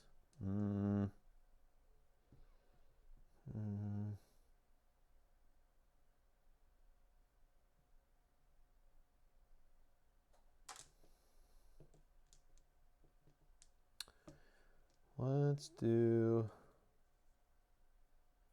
debating dexing up here just so I can roll more, but I'll just do the basic 2 attack dice on this guy with a defense. And I got it, so I killed him, which is good. That goes there, that goes there. And a defense. I got 2 defense, nice. So we don't have to worry about the wreckage stuff happening, I assume. That should all be under control. Then this guy will go 1, 2. He'll roll 1 attack die for 1. I take a hit, but I block it. Round 2. No Nightshade coming in because I'm still at full health. Then Duster. I'll just roll 3 attack. 3 attack. And I guess the dagger. Oh, he weakened 1. He weakened 1. No dagger, no dagger. Yeah, sorry, I should have a weaken there. I'm sorry, guys. Thursday, it's Thursday. What? Okay, so I hit for 2 on him. Weaken disappeared. I get 2 bones. And that's that. So now he'll weaken me again. Let's put it on this time. Weaken 1. Where is it? Weaken 1. He'll roll 1 attack die. Hits me for 2. I block 1. Take 1 damage. Man. Okay, my turn. No, like, heal. I maybe need to do this Flint and Tinder thing they were talking about, which is a heal, I think. Flint and Tinder, immediately. Roll during the recover phase only. Heal any Gearlock / Nightshade for up to number HP. And it can go from 1, 2, or 3. 33% chance on each number there. Okay. So it's my turn, I'm weakened. So I have only 3 decks. But let's just... I don't know. I only need to hit him for 1. Yeah, maybe I get the Fortunate Discovery too. That'd be cool. Nope. I hit him for 3. He's dead. So all that's gone. I don't need to do anything there. Okay.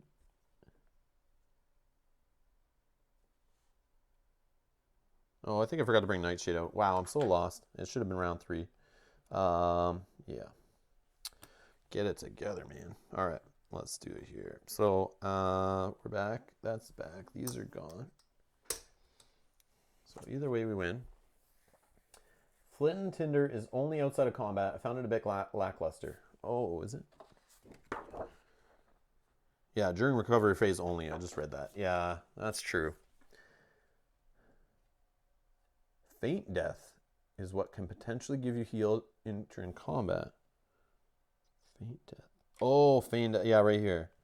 Oh, so you have to go Flint and Tinder first anyway. What's Feign Death do?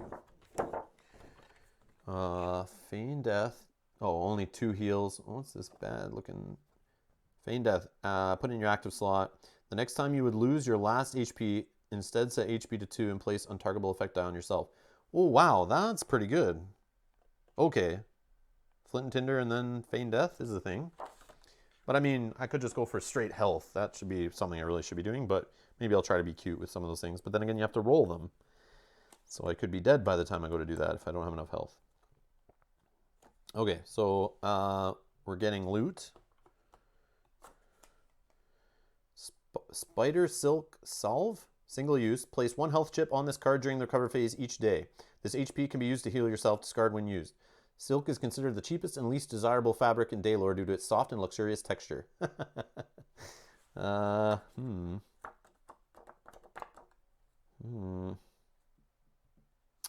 let's get rid of the snare. We'll just get some more heal going.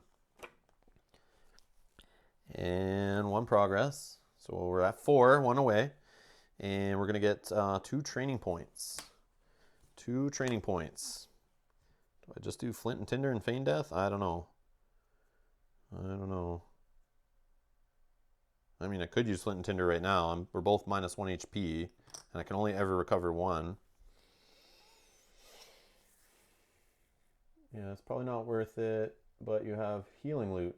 Think for solo, you're okay. Yeah, true. I want to do more damage. Then there's also, I could go for another defense, which could lead to more backup plan to get my Fortune Discoveries going. Like, I know I still have 1 sitting here, but I also really want to try out the Nightshade line stuff here. Promise of Prey. Locked in or baddie active While Nightshade is on the battle mat, apply to any baddie. On its turn, Nightshade may place itself adjacent to this baddie. This baddie takes ×2 damage the next time it's attacked by Nightshade. While Nightshade is on the battle mat, apply to any baddie. So it doesn't have to be adjacent to me. On its turn, Nightshade may place itself adjacent to this baddie, double damage. So I put in my lock slot, I guess, to choose when I want to use it, which is super interesting. But then I like this bottled smoke idea, like it recommends in the starter stuff, to become untargetable. Jumping into Assassin Profession is a quick way to take out baddies before they can surround you. And then around day 5 or 6, it's good to start upgrading Nightshade if you haven't already started, it recommends. That's interesting. We're about to go into day 5. So let's not do Nightshade yet. I just don't know how to spend these training points. I like Infusion Bracers and Micro EMPs. That's that D-cell stuff too, right? Infusion Bracers are active slot. Let's look at this on the thing here. Let's go up to here.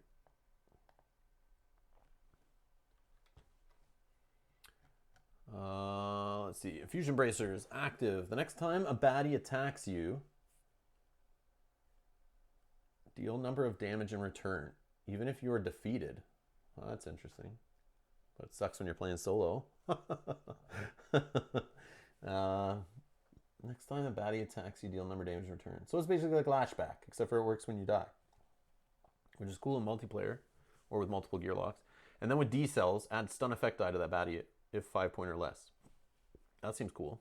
Micro EMPs, instant. Place disable effect die on any number, point baddie or less. So it's like, what is it? Oh, it's 5. 5 point baddies or 2 bones. That's, you know, the 2 bones on all these, man. Ooh. Yeah, I can see that. The problem is Micro EMPs is after, where is that? Micro EMPs. Yeah, you got to go Infusion Bracers first, then Micro EMPs, then D-cells. Oh, D-cells are later. Yeah, they're not a consumable, so it's something eventually to buff up stuff later. I like that line. That is cool, though. Like, Lashback is awesome.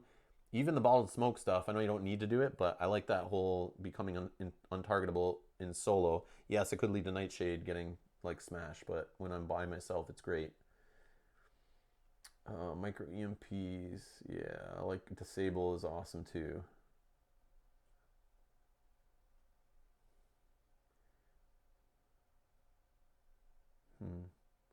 Vibroblade. Deal number of damage to target. If it's Krellin or Mech type, deal an additional 1 damage. Add 1 damage. And that works with the D-cells too.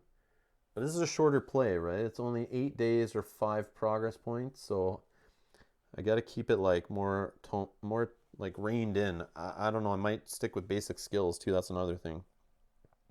So I think I'm going to go with a health. Go up to 6. So I got 5 right now. And maybe a defense or a dex, actually. 3. Yeah, I'm going to take a dex. I'm going to keep it super boring right now. But that's what I'll go with before I get cute. But yeah, that's it. Recovery. So I'm at 5. I could take 1 more or do Nightshade. But I think I will just take 1. All right. And on to day 5.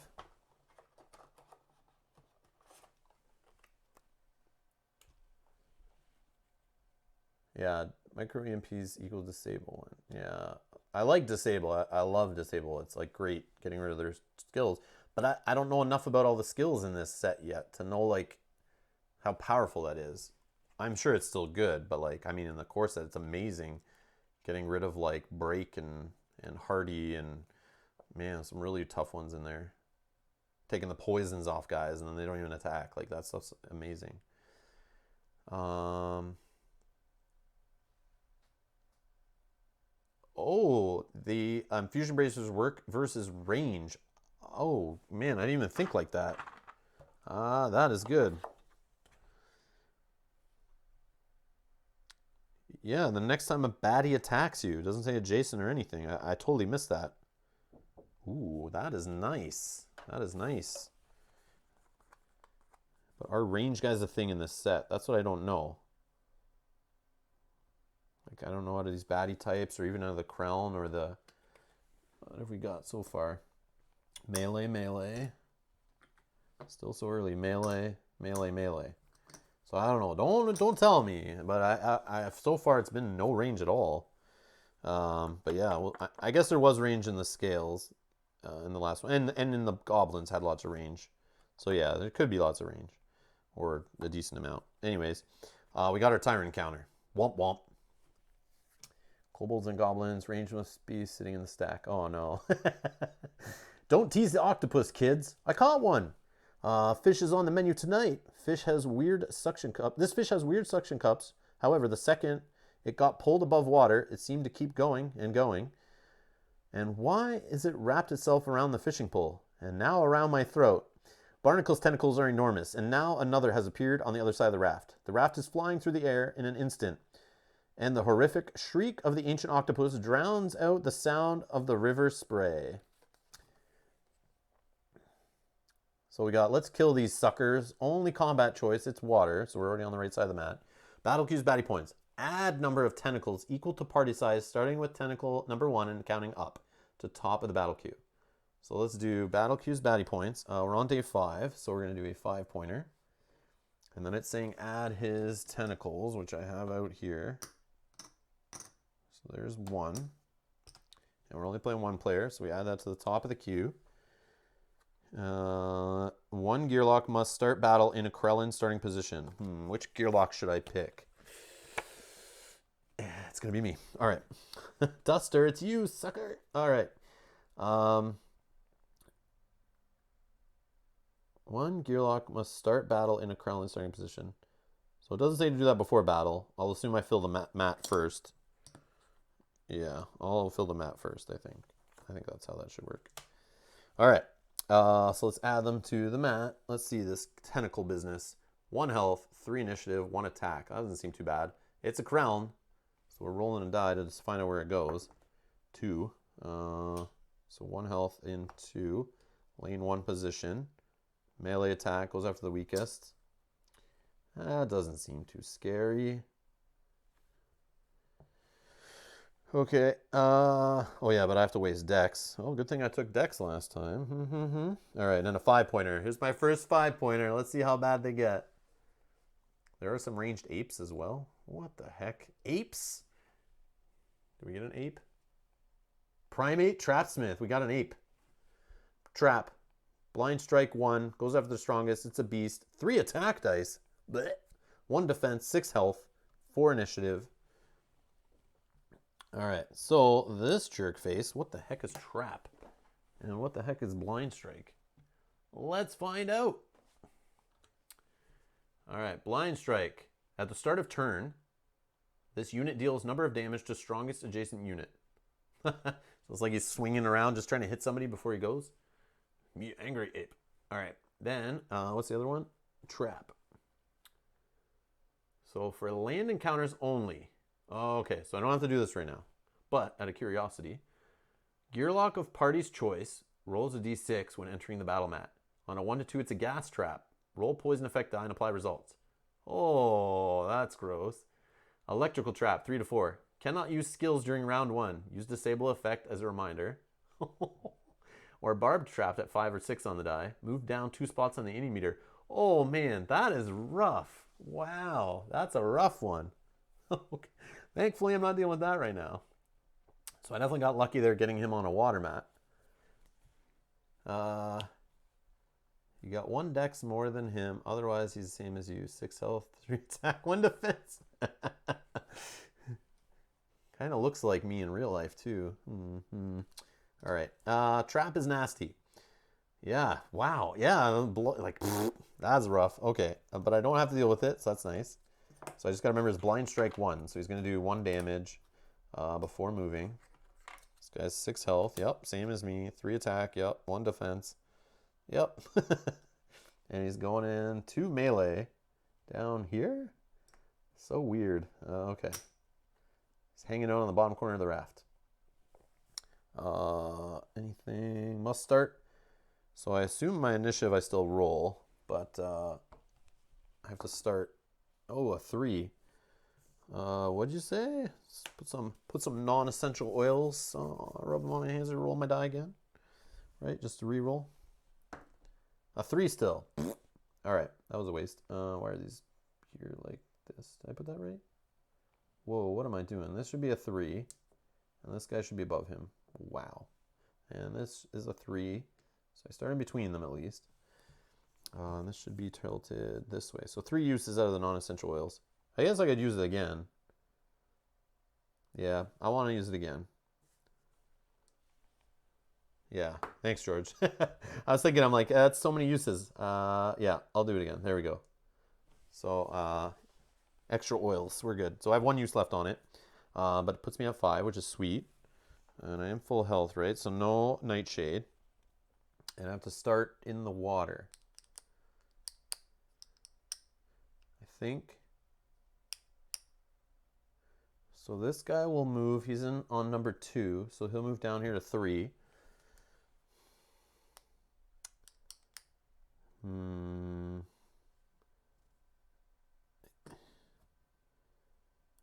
don't know. I should have started beside this guy and start smashing. But I don't think I'll kill him. But I guess I could bleed and poison him possibly. But then there's this guy who'll start smashing the stuff. But I have a throwing knives for him. Yeah. But I gotta waste dex to get out of the water. Whatever. Let's start here. I don't know. Who's non-essential oils? All right. So yes, I will go first. So I'll use a dex. 1 dex to get out of the water and move. So that's 2 dex gone. Not impressed. Inefficient dex usage. All right. So then we will go.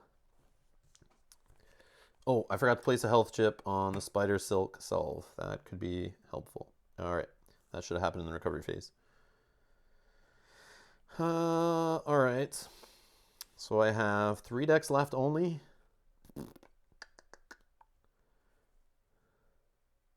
All right.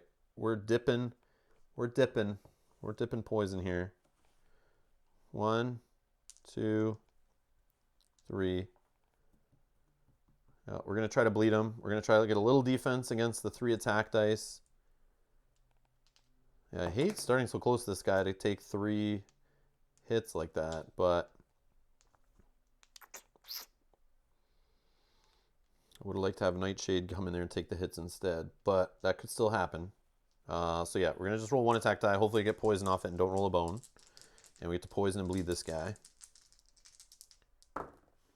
Ooh, I could have increased my dex too. Whatever. Too late. All right. Okay, so I get the poison.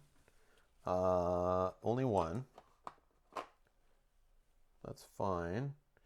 I bleed him. And I wish I did a little damage there too, but I'll get 1. Hit him for 1. And 1 defense. At least I'm out of the water, I guess. Okay, so now he'll go. Poison, that happens and goes away. And then bleed, that stays on him. And he loses 2 right off the bat. Then he will roll 3 attack. Oh, blind strike first. Oh no, I lose defense. Defense blocks the blind strike. Then he will roll 3 attack. And 1 defense. Move to yellow melee spot. Yeah, that probably would have been good. I know, I shouldn't have been right up in his face like that. I chose to be too aggressive, I think, with no dex. But hopefully it doesn't kill me here. But I have healing, so hopefully it's okay. I gotta use up some of this loot before I get some anyway. Alright, so he hits me for 3. Down to 3 left. And he rolls a bone, which does nothing. At least he got no defense. Okay. Then this guy goes. there's no target here. So my understanding is he moves from 2 to 3. Then he'll attack one of these with a wreckage. Oh, assuming he hits, right? He's got to roll. Yeah, he hits. So then I choose like one of these to take a wreckage. I don't know, we'll do that one, I guess. Excuse me. Let's get a drink here.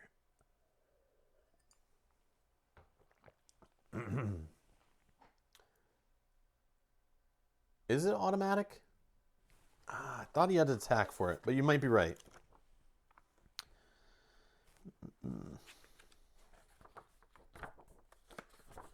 Where are these guys?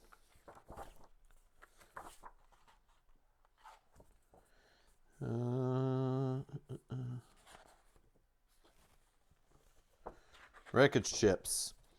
Wreckage is used to represent a position on the raft that has been destroyed. The raft can only be destroyed by a crown. When a position is wrecked by a crown, place a wreckage chip on the position. Wreckage positions cost +1 dex for your to move on to. Baddie movement is not affected by wreckage. When a 5th wreckage chip is needed, the battle is ended and the encounter is unsuccessful.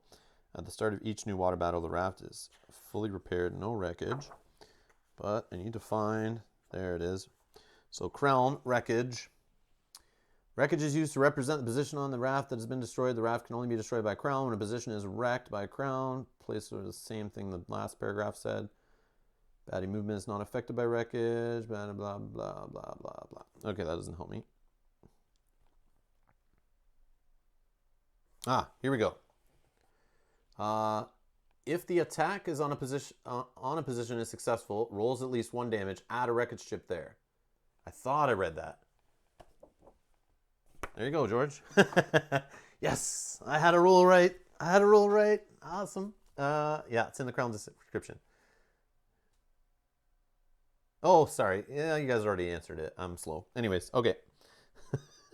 Damn delay on the stream. Okay. So that's good. Yeah, so there's a chance it could not wreck, right? So you could play the game of like hoping, and and then you could like weaken the enemy, right? If you have a way to weaken them, rolling less dice, there's a chance they might not wreck the raft, I assume, if that's a thing.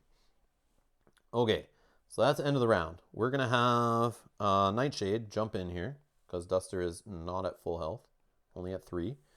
Nightshade is going to go here, deal with this guy.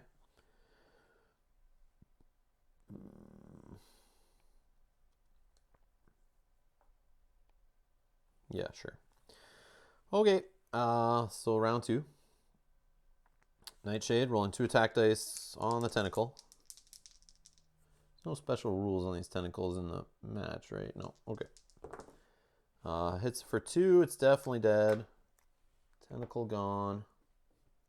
We'll just throw it back in the stack, I guess. Okay. Duster. All right, going toe-to-toe with this guy. He is gonna, he needs to die right now. He will, he's at 3 health, so he'll lose 1 to bleed. But I need to hit him for 2 for sure. I could just run away and throw the knives at him and be a little safer. Because I'm only rolling 1 defense. I do not want to stand there. I will get tanked. So, yeah, let's be cute. And it can't... Yeah, can't get to anyone else. So let's do 1, 2, 3.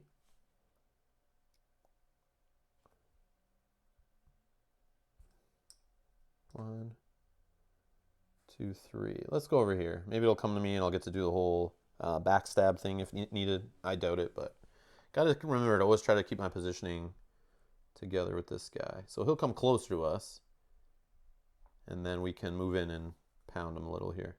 Okay, so I'll do my throwing knives. So I use 3 decks. I still have 2 left. So let's do throwing knives and a defense. So we did it, right? We got a bone, and then we throw 2 damage at him off the throwing knives. It's not adjacent baddie. Exhaust that. And on his turn, he will bleed. And he is gone. So we defeated our first 5-point in Undertow. Woo! And that is that. So coming back wounded like crazy. Where's that heal? Okay, let's throw that in there. Throwing knives in there. Dagger back. Clear that. Get this off here. And reset the round to 1. Okay. So we get a loot. Krelm Caviar, single battle. Heal yourself for 1 HP at the start of each round of your turns. Or each of your turns, sorry. Place this loot in your prep area to remind you of use. Slimy yet satisfying. The Goblin King. Yeah, I like that.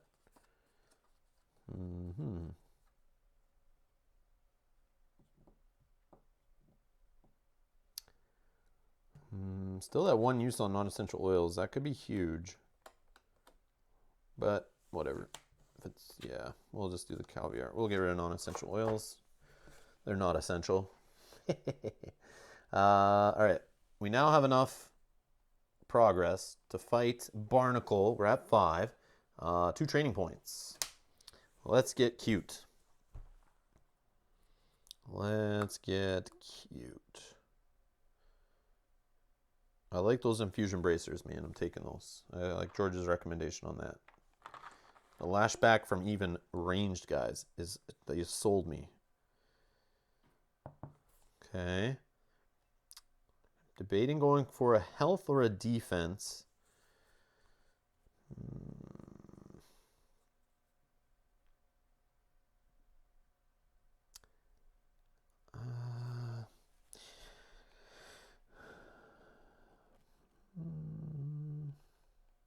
I think defense. Let's try it anyway. Bones. Got it. All right. Defense. And the infusion bracers are active slot, right? Yes. Active slot next time it attacks you. Okay. Perfect. Okay. And I also assume once you use it once, it lashbacks 1 time, it's gone? The next time a baddie attacks, you deal number damage in return, even if you're defeated. Yeah, and then I would assume it gets exhausted right after that. Okay, perfect. Okay, he's bleeding, don't risk it. Yeah. Okay.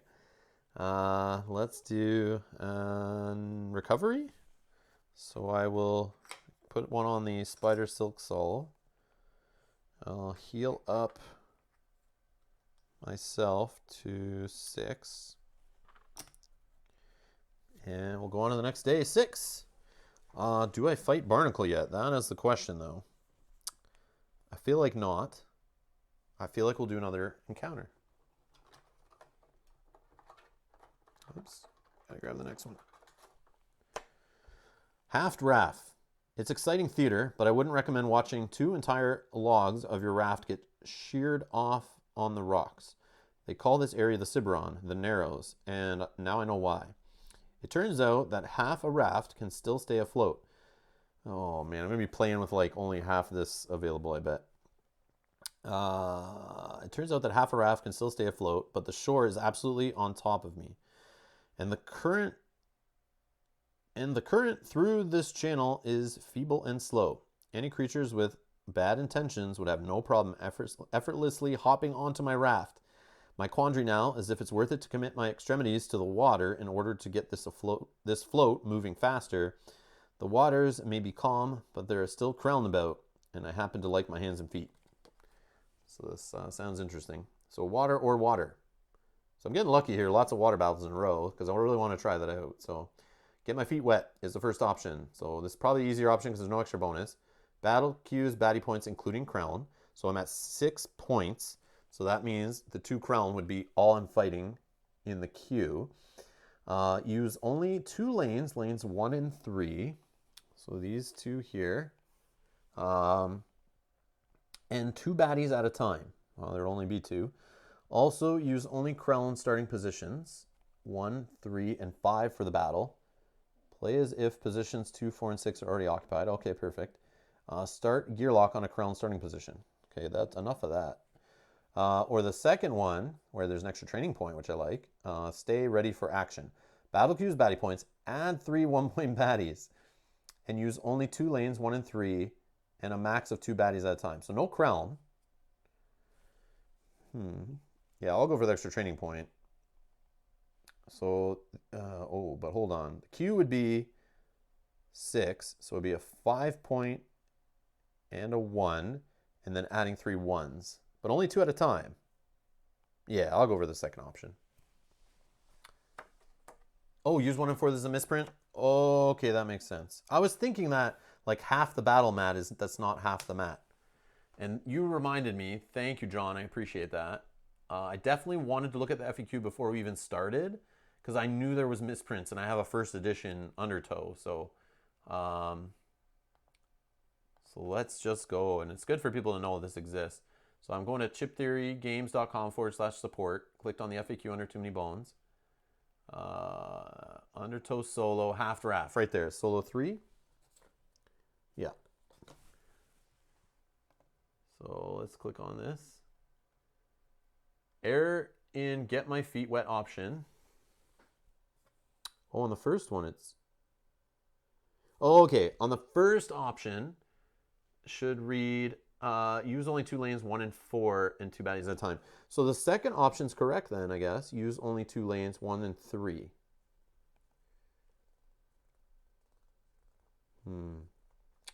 Yeah, it says only correcting get my feet wet. So if I choose the second option, I am only using lanes 1 and 3.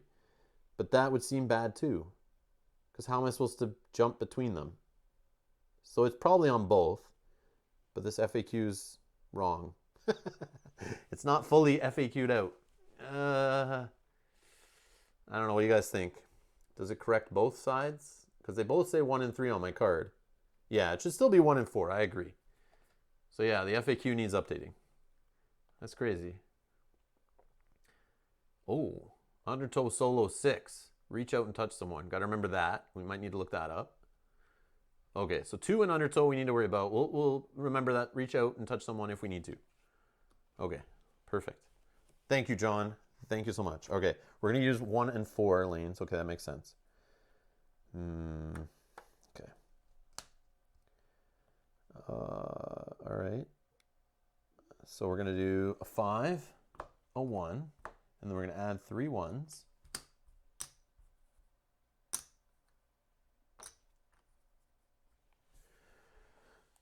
Jack's saying, I'm leaving now. Good luck with the rest of your gameplay. Thanks, Jack, for hanging out.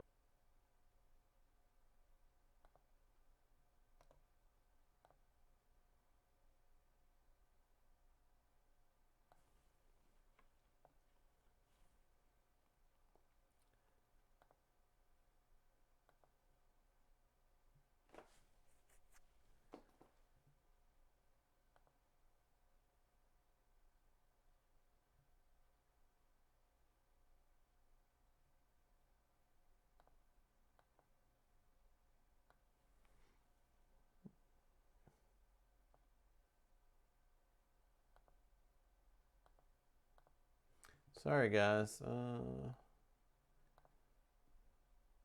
don't know what it is. Like I think it's a streaming app. It updated yesterday, and this is the second time it's crashed now.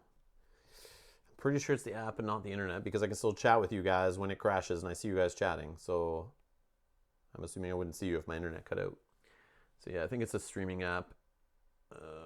So I might have to roll after this stream. I'll roll it back. If there's no update tomorrow, I'll roll it back to the previous version. Because yeah, they've changed stuff around and it's definitely not working 100%.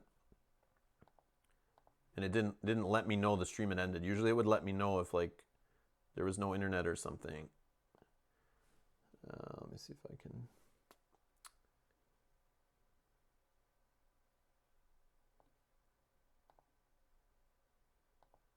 Sorry, guys.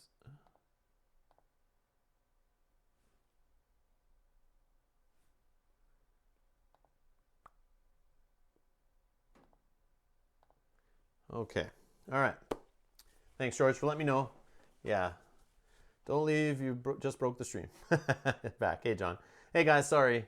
Yeah, the streaming app, it updated yesterday. I noticed when I launched it, it had updates. It's a new version. Obviously, there's bugs. This happened once before too when they updated, and hopefully there's an update later today or tomorrow that fixes it. Otherwise, tomorrow's stream in the morning, if there's no update, I'll just roll it back to the previous version. Hopefully, I can do that. It lets me do that, and I can find the installer or whatever. But yeah, that was annoying. That's twice now it's crapped out. Okay. Anyways, so let's set up our queue. So we have 5s, 4 1s. Thanks to this thing, we're only going to use lanes 1 and 4. Oh, we got another Primate Trapsmith. Same 5-pointer we had. I shuffled these, I swear. You guys saw me.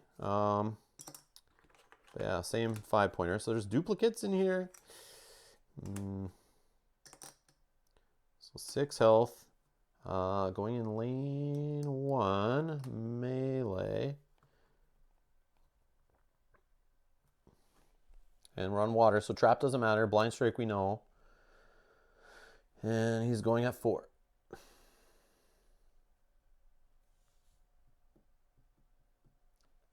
Next, only 2 on the mat. Oh, we got a hardy compound. I know this combo. Kobold, Tenderfoot, Scales, 2 health, 2 initiative, and we know compound's going to affect his attack dice.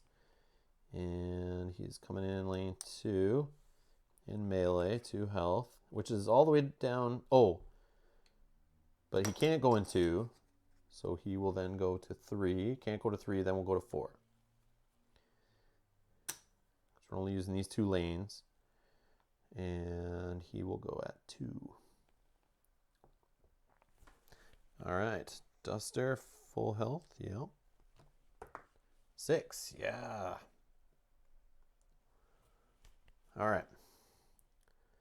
So now we are going to, I'm all nervous now, I gotta keep checking. If I can just put this up on the screen somewhere.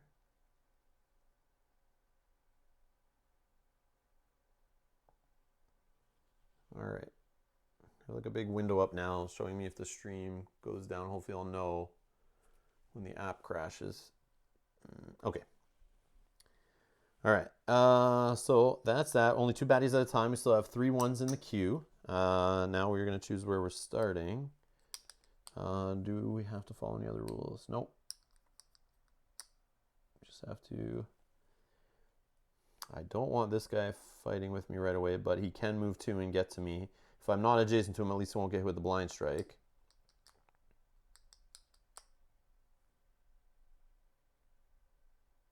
Yeah, use the extra dex loot. Yeah, good idea. Good idea. Loose wires. Which is my turn at the start anyway, so I'll just do it. Here we go. Increase your dex by 1. Place this in your loot preparator to remind you. Let's put it up there. Yeah, good call, George. Okay, let's do... Yeah, this guy's tough, but I can't really run away from him. So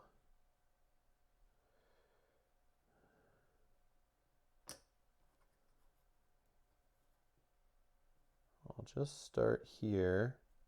No, I'll start here. So I can kind of move away if needed.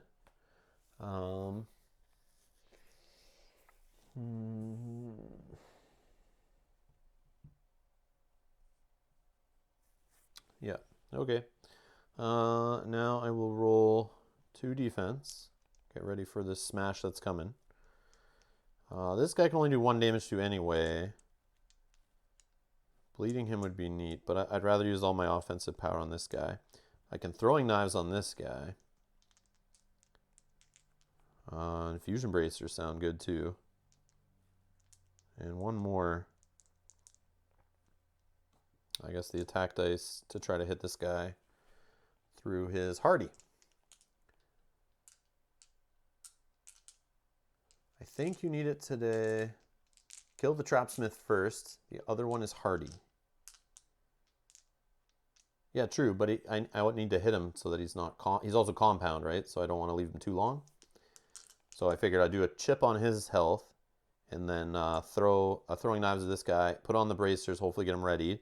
And then when he comes down, he blind strike doesn't hit me, and then we'll come down here, smash me for 3. Hopefully I have a couple defense up. That's my plan. But I miss on the throwing knives. I won't take that. I get 3 defense, though. That feels good. Get the bracers. Oh, yeah, because this guy will hit me first. Yeah, and he'll get the bracers back, which is nice. And then the hardy, I hit for 1, which is just what I needed. And I'm good. All right, this guy will come down. He does blind strike. No one's there. Then he'll go 1, 2. Then he'll roll 3 attack, 1 defense. And he rolls a bone for defense. 3 attack, though. Takes away all my defense. But he gets hit back for 2 off of the bracers. Right. And then this guy will go. He'll just roll 1 attack die on me. Hits me for 2. What the heck? Lucky little guy. Takes me down to 4. End of the round. Duster's coming. Or Nightshade, sorry. Nightshade's coming for Duster to help her.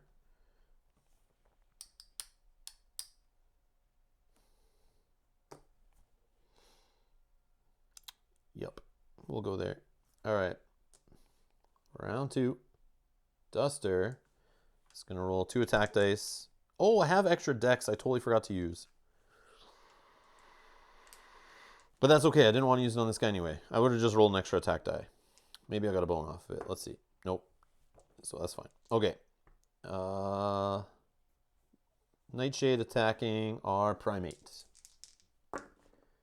For 2. Boom, boom. 2 left. So he will do his blind strike against the strongest if he's still there. Okay, so Duster's going. And Duster, gotta remember I have 6 decks. So 3 attack.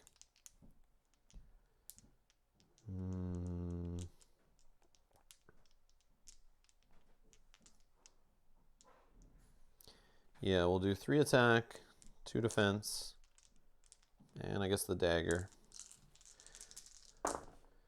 Okay. Got the good dagger side for 2. But let's definitely take the defense. We'll take a bone. 3 attack is enough to kill this guy.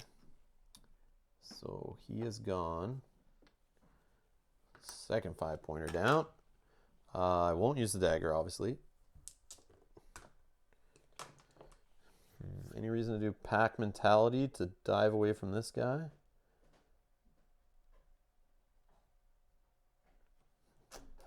Yeah, I think so. So let's jump up here. Now this guy will go.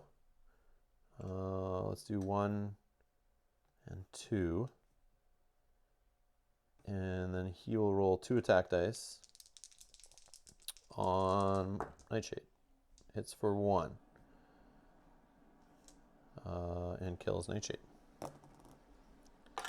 That's fine. That's fine. End of the round. Next guy will come in. Goblin Dabbler. It's got Mischief 1. We know all about Mischief. Don't need to look that one up. Coming in lane 1 chip. He is melee. 1 attack. Goes at the bottom of the queue.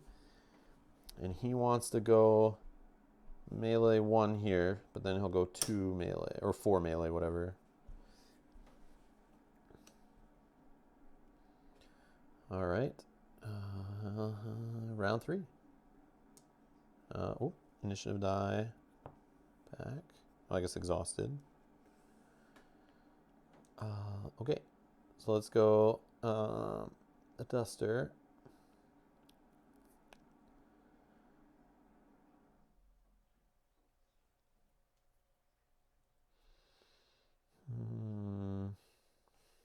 Do 1 dex. Let's roll 1 defense. Let's try the throwing stars, throwing knives, whatever against this guy. And we'll just do a whole bunch of attack dice.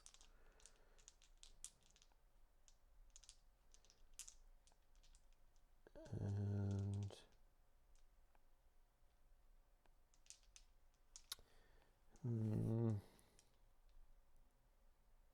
yeah, I'll I'll just leave the defense there. Yeah, that's fine. Okay, so I'm attacking the kobold. Wow, look at this. When I only need one, I roll 3 2s.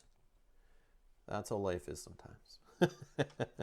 So I definitely killed the compound guy before he attacks me with 3 attack dice, which I think is a good call. Yeah, he's gone. Bone on the throwing knives. Piece of crap. All right, and then I get a bone on the my defense die. So he's going to knock away my defense anyway. I should have re-rolled it. I wasn't thinking. Okay, anyways. Thought I could maybe get some bones out of it. But that's okay. Then this guy. 1, 2. Mischief first. Knocks that away. Rolls 1 attack die. Hits me for 2. Come on. That's gross. These guys are rolling 2s like crazy in this playthrough. Like these 1 attack die rolls.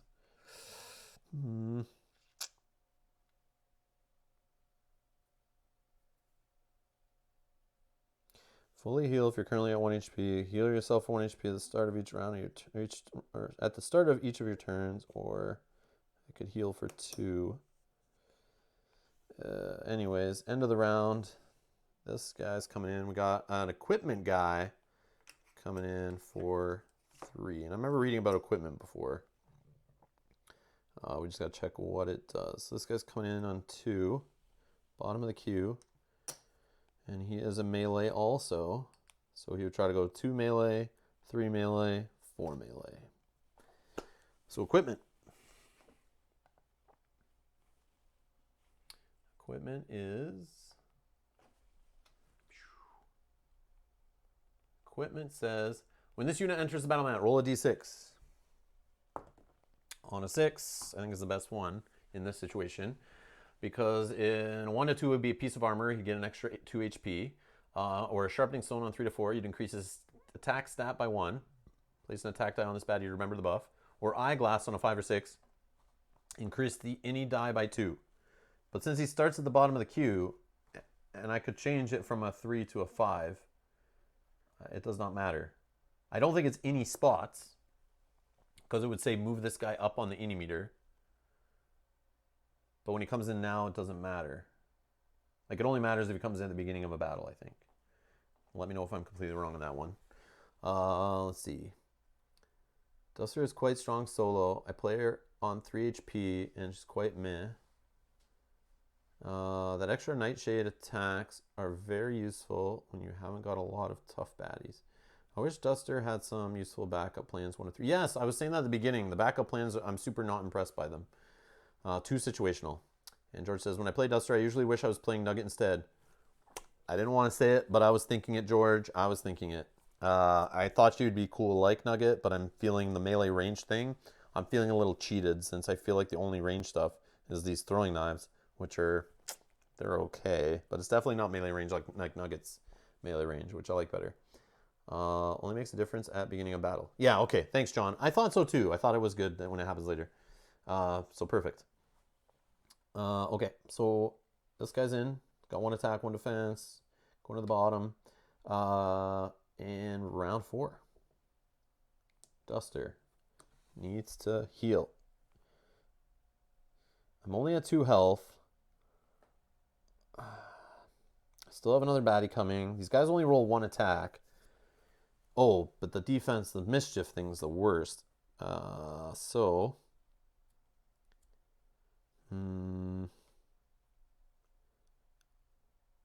if I could do some way to be cute and get to 1 HP, then I can fully heal would be good.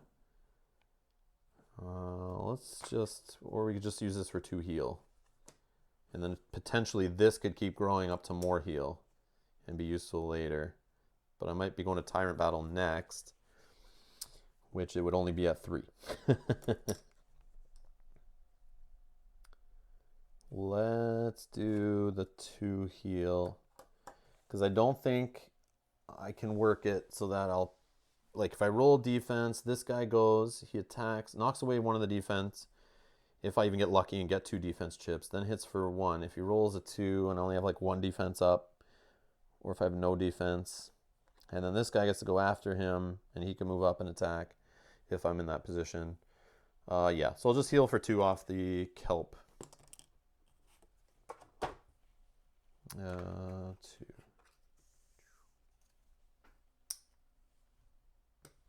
Okay. All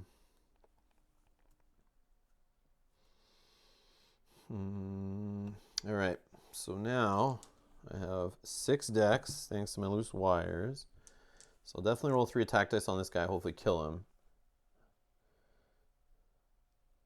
I'll roll 2 defense.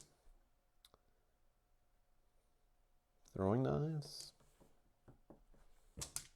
On this guy. Let's see. We should kill that first one. Yeah.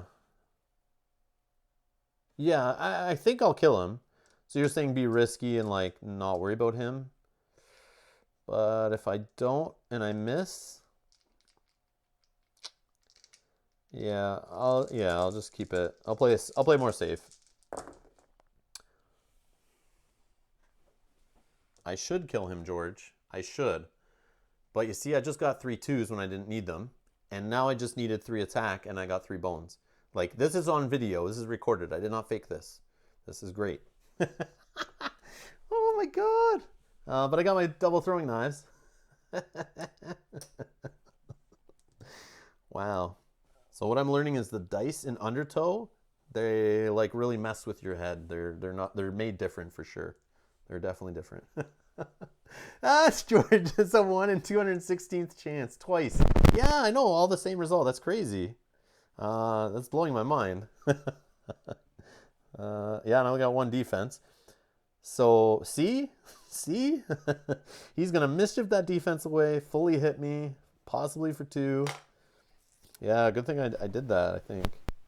And I didn't move, so this guy can come up and do some bad stuff too. Yeah, my bones suck.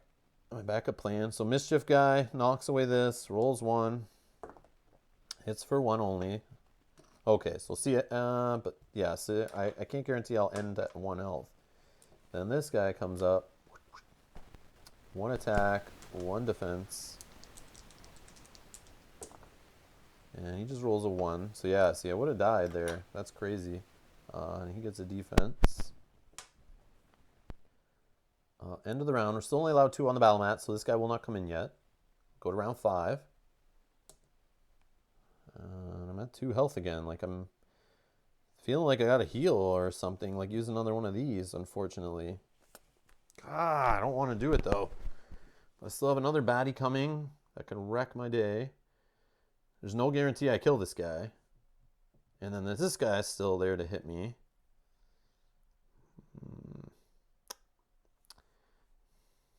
Yeah, I'll use the spider silk. Heal for 2. It sucks, but that's got to be done, I think.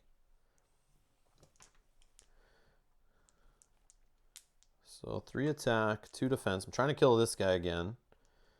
And I guess I'll throw in the dagger just in case. Like, see what happens. I don't know. Maybe I might need it, right? Nope, we got the attacks off, so I don't need to spend the dagger. We'll throw that back. Get another bone.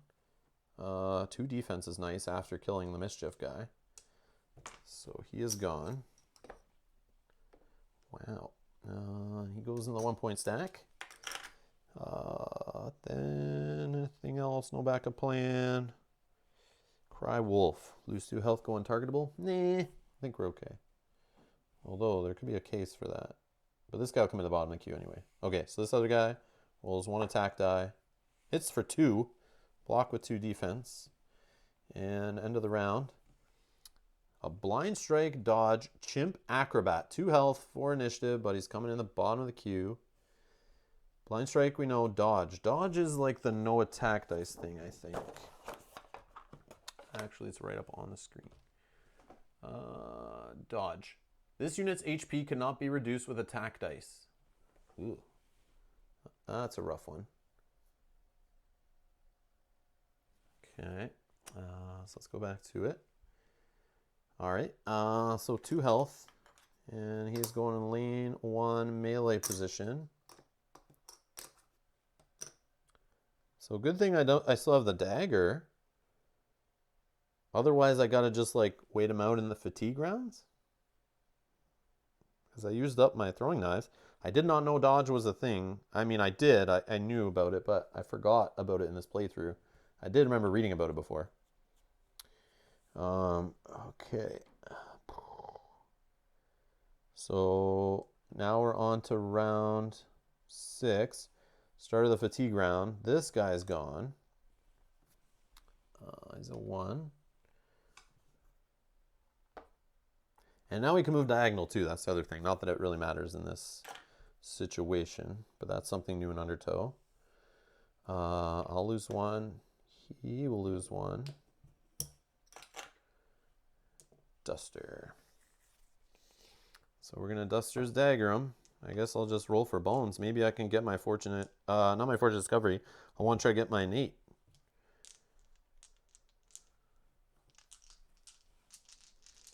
Oh, the other thing I could do poison, right?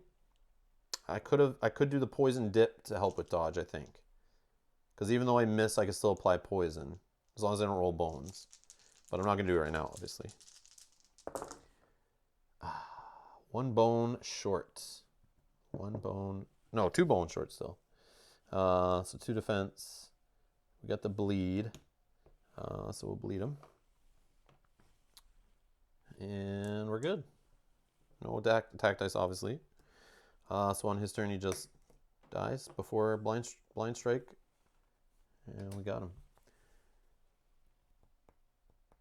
What happened to... Oh! Yeah, you're right. I threw those bones away like an idiot because I was just so blown away. Yeah, you're right. So I'm on an 8. You are correct. An 8, for sure. For sure I'm on an 8. And if I wasn't, like, I got a bone right there. So yeah, I was at... Yeah. Wow. Sorry, guys. I'm like not overwhelmed here, but I'm just getting like playing it for the first time, like seeing things for the first time. I'm like, it's, yeah. And the stream dropping twice is totally like throwing me right off. Yeah, you already have your innate. Thanks, George. In all caps. Is the chat gone dark?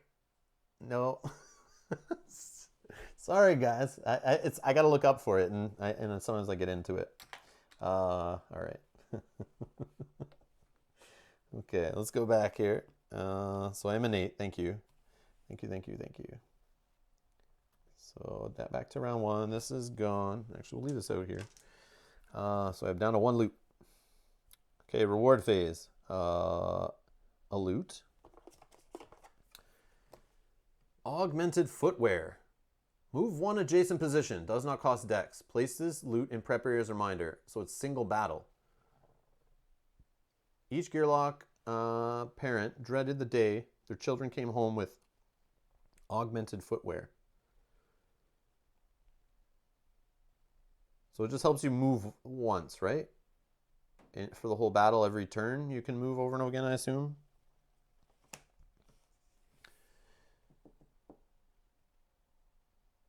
Need to leave. Bye. See you, John. Thanks for stopping by. Enjoy your Thanksgiving dinner. Assuming that's what you're doing. Okay. All right. So let's do. Where were we? 2 training points. Okay. Infused bracers. Too late for flint and tinder. I'm gonna go. Feel like a health.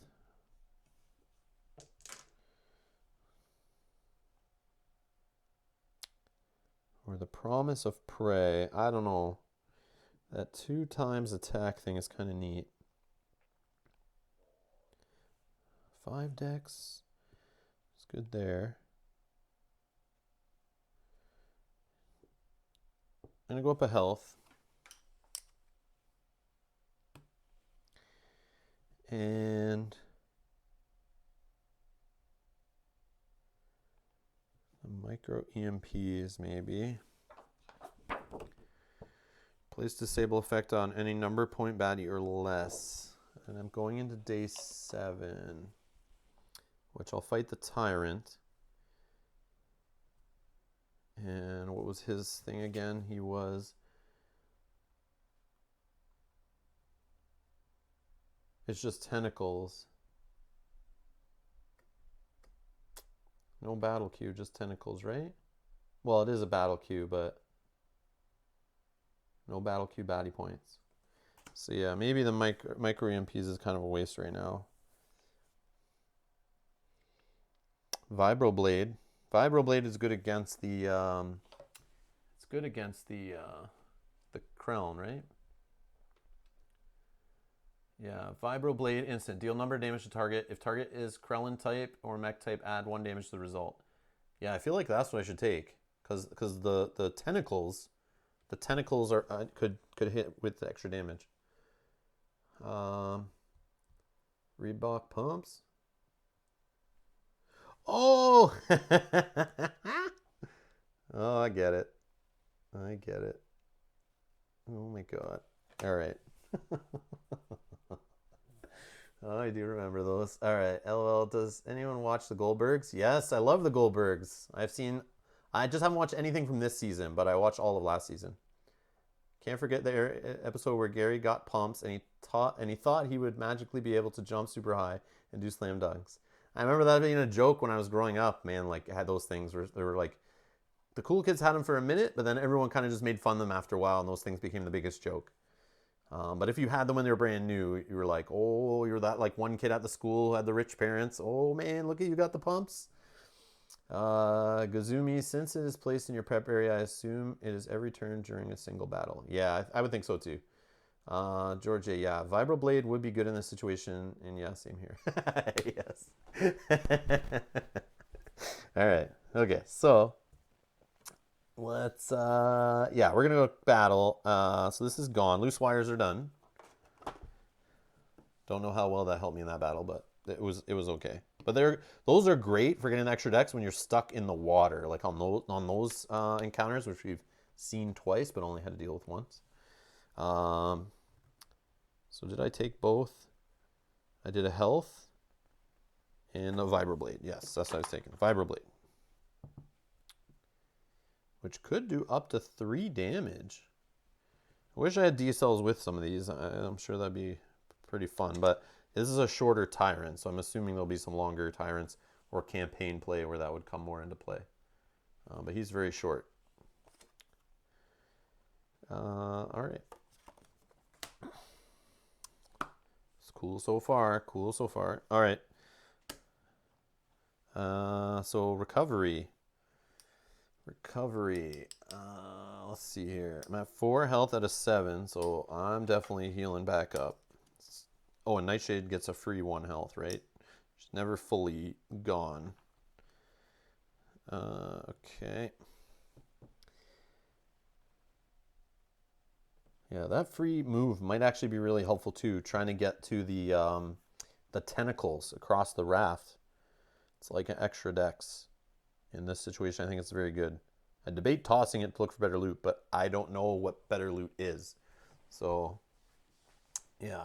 I always wanted to try a good D-cells build, but I never quite managed to get the training points for it. Yeah. I'm assuming it'll happen more when you're playing in, like, against too many bones, Undertow Tyrants. But I haven't really looked at all the Tyrants in this to know. But I'm picturing it's like Duster and Morrow, or like playing in Age of Tyranny. I would definitely get the D-cells going.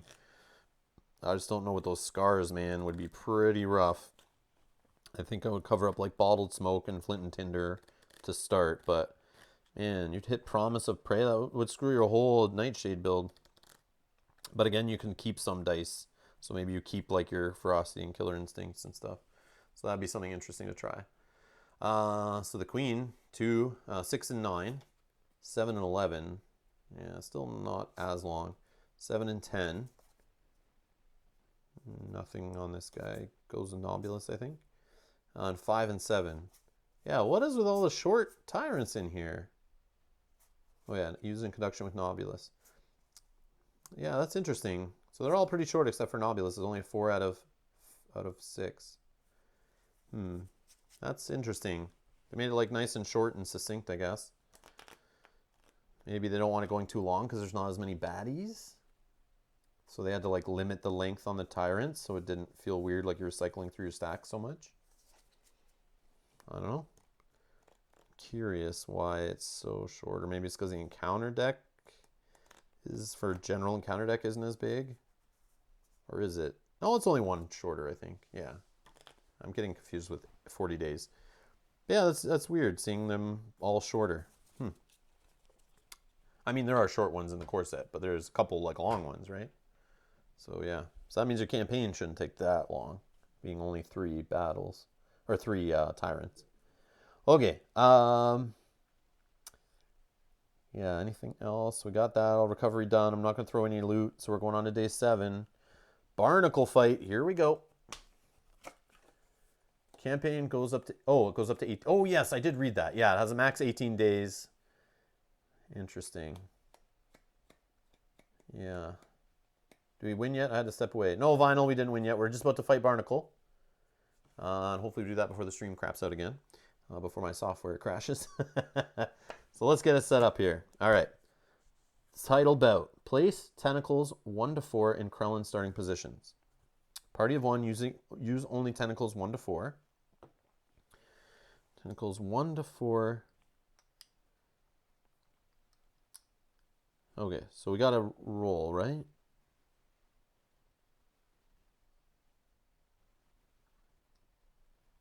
Yeah, I'm assuming we're still roll for each one.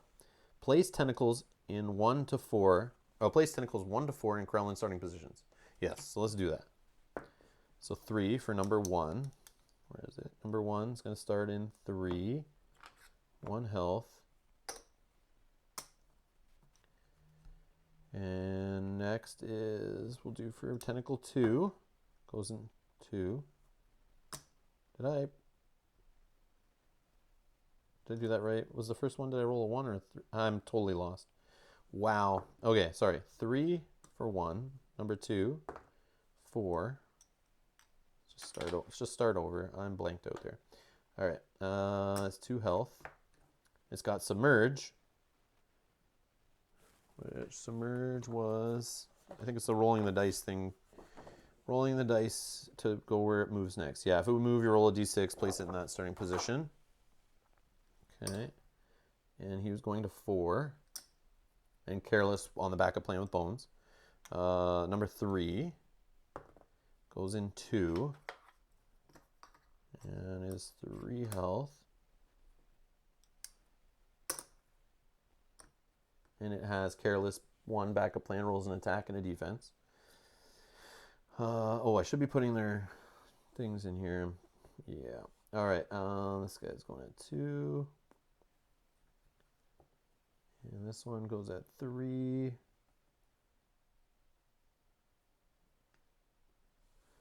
And the last one, 6. And he has 4 health. Shock 1.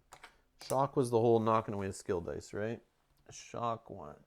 Yeah. Number of skill dice from player's target area. Okay. 2 attack, 1 defense on this one.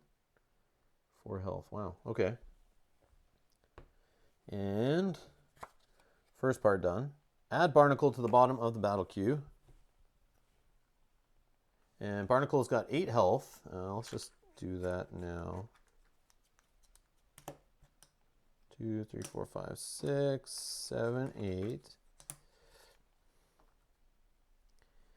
And he's got that to the deep thing, which we'll read about here in a second. So he's on the bottom of the battle queue. Tentacles added after round 1 are placed on the bottom of the any meter. We don't have to worry about that. Oh yes, maybe we do. Because they do have a way to leave and come back in. Tentacles added after round 1 are placed on the bottom of the any meter. Barnacle moves to the top. Tentacles do not roll tyrant die. Okay, good to know. I'm sure if they did, it would show the symbol on them.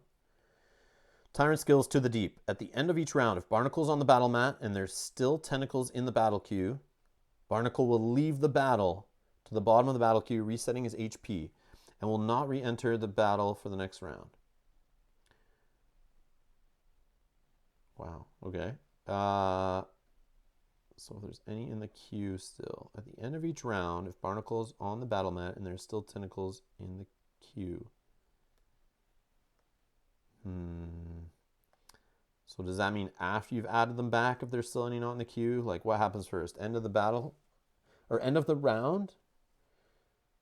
Because at the end of the round, you add stuff in from the queue if there's stuff there. Does it mean after that? I don't know.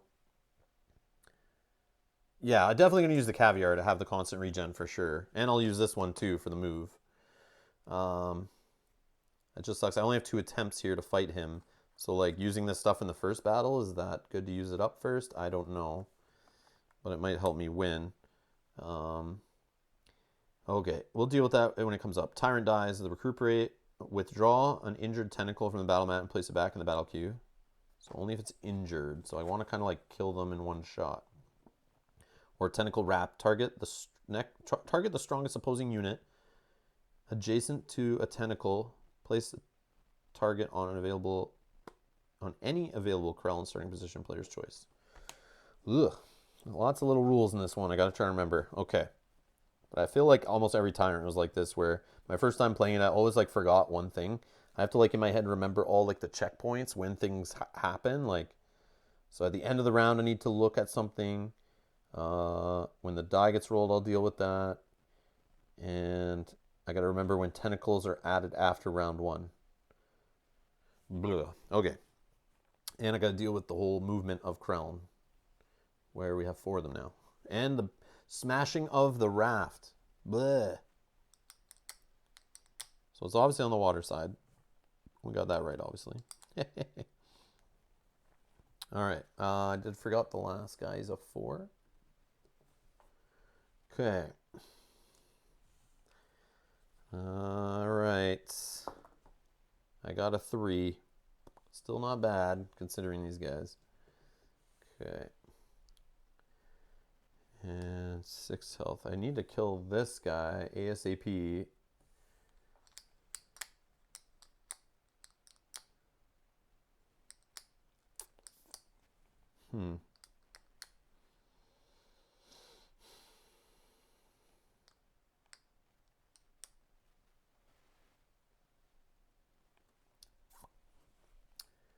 Oh, the careless ones, I see. They're going to hurt themselves and then they could leave and get healed again. So I can start her anywhere. So here's the downside to her untargetable. From her innate +1, I am just realizing she comes in untargetable. So this jerk face here, I want to start beside 2 of them so they don't bash the wreckage. But if they can't target me, these guys are going to move and they'll smash somewhere else, right? So this untargetable is actually bad. Yeah, I think it's bad in this situation that I got my innate +1. The designers like put it in there thinking they were smart, but yeah, it's actually bad to have it in the Krell stuff, I think. Because they're going to check, right? And I'm not there, so then they move, right? I just got to check the wording on that. Is it if there's no gear lock adjacent to them, or if it's they have no target? In battle, the Krell do not move like conventional baddies. They cannot leave the Krell starting positions intentionally, effectively requiring them to stay in the water. At the start of a Krell turn, if it has no gear lock to target, it will move to the next Krell starting position up in the sequence. Bah! Damn it. That's very bad. But only this one goes before me. So he's in 6. So if I just go over to here somewhere, because I'll lose my untargetable when it gets to my turn. So at least this one won't hit the raft thingy. Damn. Yeah, this is going to cause some wreckage problems. Oh yeah, so let's do this first guy. He will move over here. No one's home, so then he goes to 1, right? Nobody to target, so he's going to try to smash the raft. Double bones. No smash on the raft. I got lucky there, but he does get a defense. I think kill number 2 or number 3. Start on the other side. You might be right. Getting rid of them will help less wreckage happen. Because now this guy's got a defense. It'll be harder to kill this guy. But...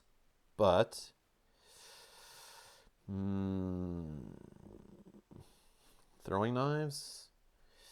Throwing knives on this guy kill this guy. Okay, so I lose the untargetable. It's my turn. Yeah, you might be right, George. I probably should start on the other side, but let's deal with what I've dealt myself here. So I'll start doing the heal at the self 1 HP at the start of each of your turns. So I'll eat the caviar. I'll take the boots. Okay. Now, I got to do some trickery here where, like, I could target this guy. This guy would have been the better guy to throw the blades at if I was on this side, and then kill one of these guys. But I say I go after this guy because I don't need him shocking me over and over again. And maybe between bleed and poison and some attack, I could get this guy off the board. That's 2 less attack dice he's rolling on me. That is no shock.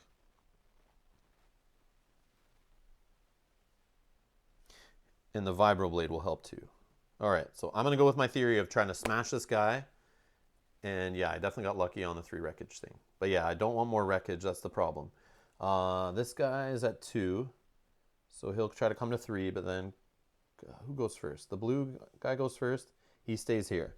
Then the yellow guy goes. He would go to 3, but then instead go to 4, it's full. Then go to 5, he'd be over here at least. And I can make him attack this as the wreckage. And then this guy on 4 would try to move to 5, and it's full. And then we'll go back to 6, and then smash something over here. Yeah, the wreckage is going to be where it screws me. But hopefully, do I leave myself open on purpose so I get hit by this guy? Like, take no defense so that I get hit and then I have Nightshade come in at least.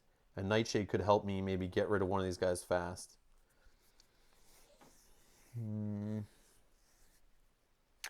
Yeah, I probably should have tried to take 2 of these guys out ASAP, but maybe that still can happen. Okay, Vibroblade on this guy. I need to throw all of these, I think. Poison Dip would be nice on the boss, but let me think here. Yeah, good idea, roll no defense. Yeah, I'm purposely going to do it so I get Nightshade in. I keep getting the names confused. So I can go 5 decks.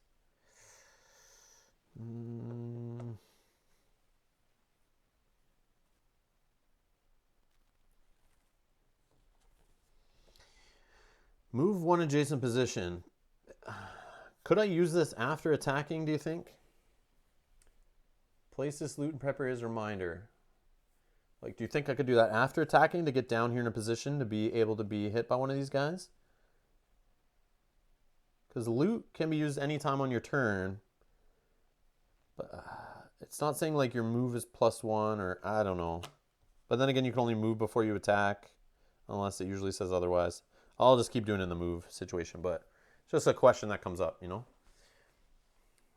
George says, I think so. I think leave the bleed, roll the rest. Yeah. Old Embracers. Yeah, that's a thing. But then I kind of want to leave something for shock. So I don't lose Nightshade. And I think... And I want to be more aggressive on this guy so maybe he doesn't shock me at all. So I'm thinking the dagger to do more advanced damage rather than the bracers, which happens after his shock triggers.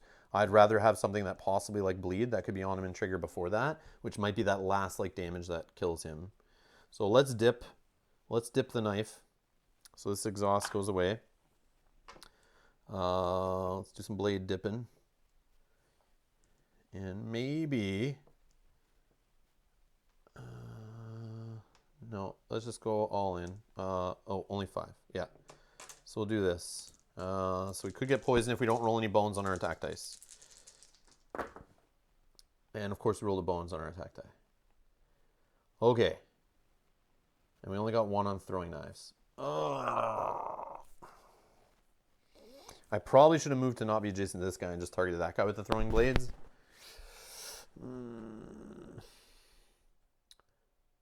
Yeah, Shannon confirmed on BGG, so you can move to be targeted from 3 and 5. Oh, okay, perfect. Perfect.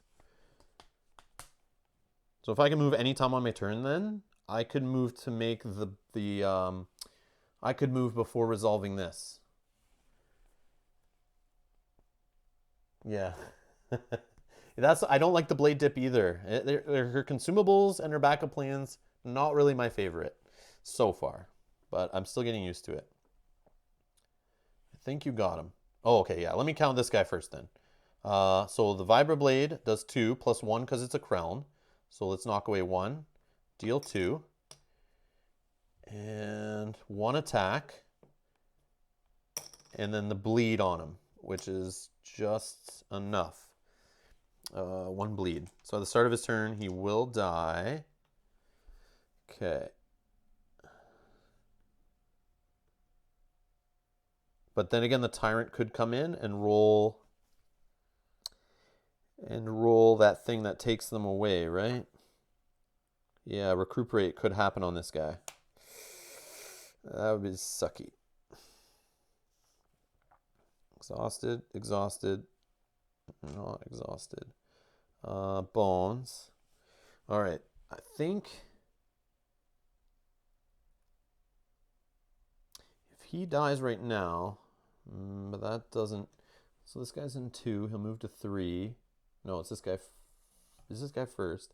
Then this guy moves to 3. And then this guy would want to move to 5.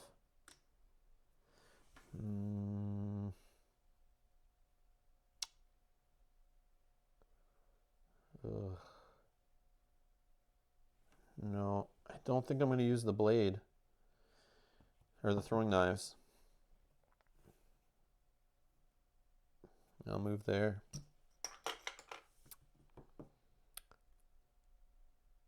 Unless if I hope for careless. But this guy's only rolling 1 attack. This guy's only attacking defense. This guy would most likely roll careless, but he has 3 health. I needed a 2 on those throwing blades. 4 damage and bleed. Damage the other one with throwing knife. I thought for recuperate. Ah, true. Make sure a different one gets healed. Yes, take that choice out of it. You are correct. You are correct. I do not want this guy leaving and coming back. So let's just do it to... let's do it to the 3 health guy. No, let's do it to the... yeah. Let's do it to the 2 health guy. So he's down to 1. Tentacle 2, now half dead. All right.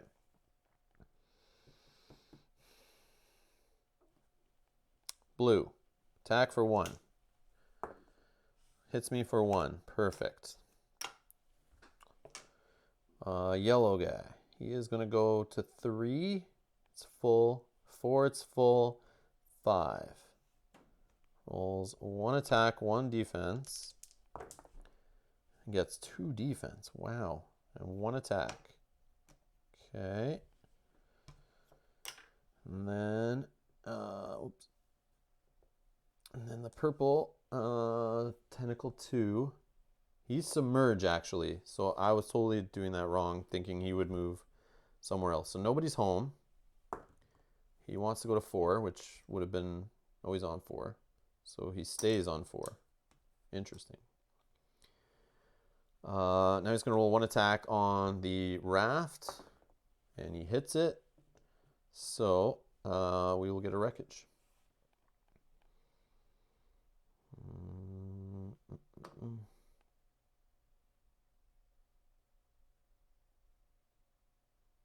Yeah, I think that's where our wreckage will go. Okay, so next. So none of them are dead. So Barnacle's not coming in at the end of the round. But what else was end of the round stuff? Nope, Barnacle's not on the battle mat. Tentacles added after round 1 don't matter. I think we're good. Oh, we need Nightshade though. That's kind of important. And we're going on to round 2. Where's Nightshade going?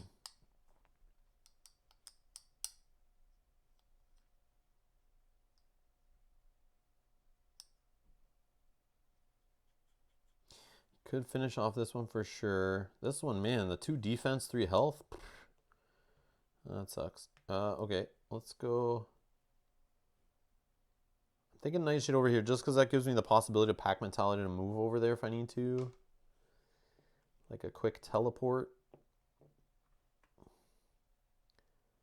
This guy will die on his turn.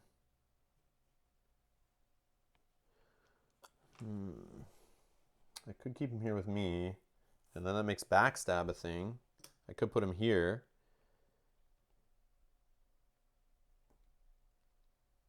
I need to get rid of some of these guys. So I need like 2 to die right now.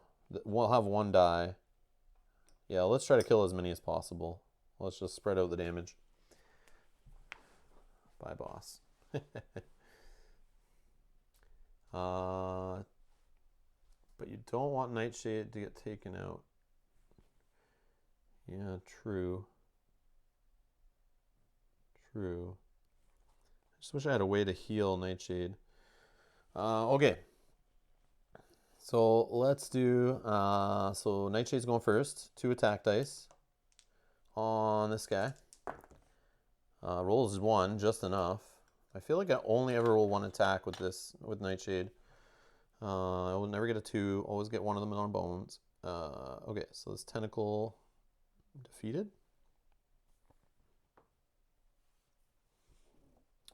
2.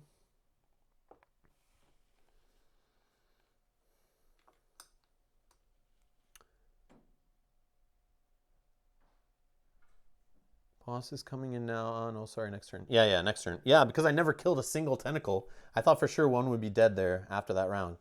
But, yeah, my luck said no. Okay, so Nightshade's done. This guy will bleed.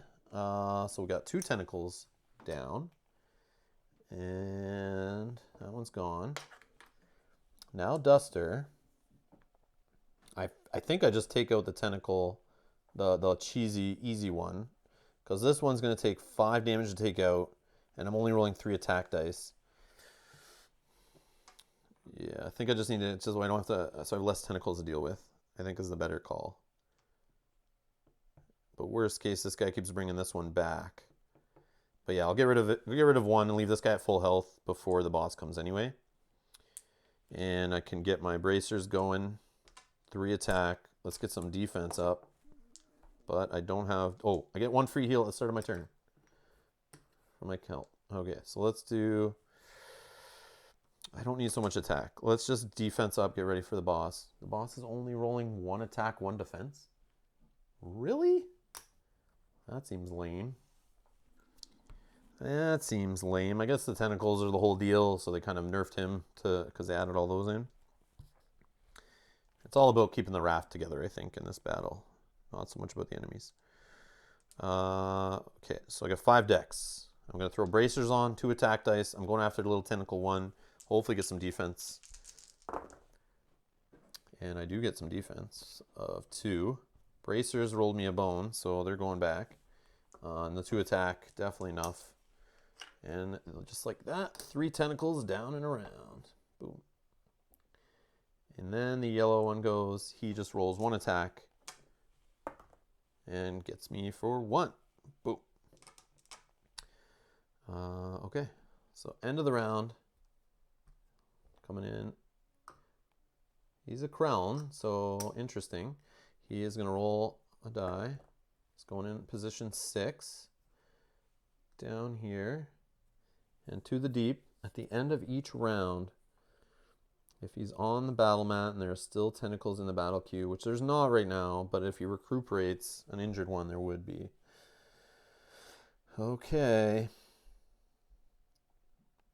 Or else the tentacle wrap would need to be pulling some guys in the water. All right. And it says opposing adjacent unit. So he could pull Nightshade in. Round 3. Nightshade. Well, might as well just attack this guy. For 2. Look, I got 2. Nightshade doing some work. Easy peasy. Okay. And now Duster.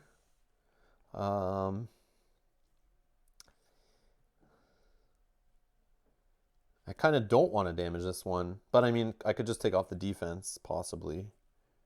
So start of Duster's turn, heal. So I still have space for one more heal, up to 7.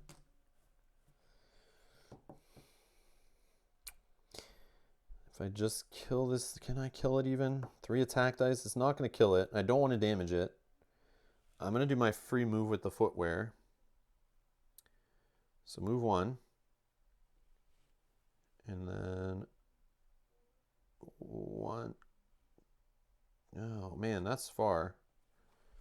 1, 2, 3, 4. Well, that's a lot of decks. But like, I feel like I don't even want to hit this guy.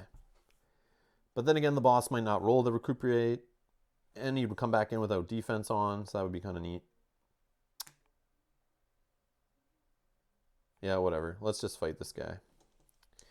I don't care. Okay, so let's take our defense back. We'll reroll our bracers. 5. Oh, I probably should leave a defense and just roll an attack. Yes. Hit for 4. Bracers, defense. Oh, I forgot a backup plan though. I can use that and get a new target. Oh boy, that backup plan ability I think is awesome right now. Yeah, I'll do it. Yeah, I don't want to hit this guy, so I will pack mentality, go adjacent to Nightshade.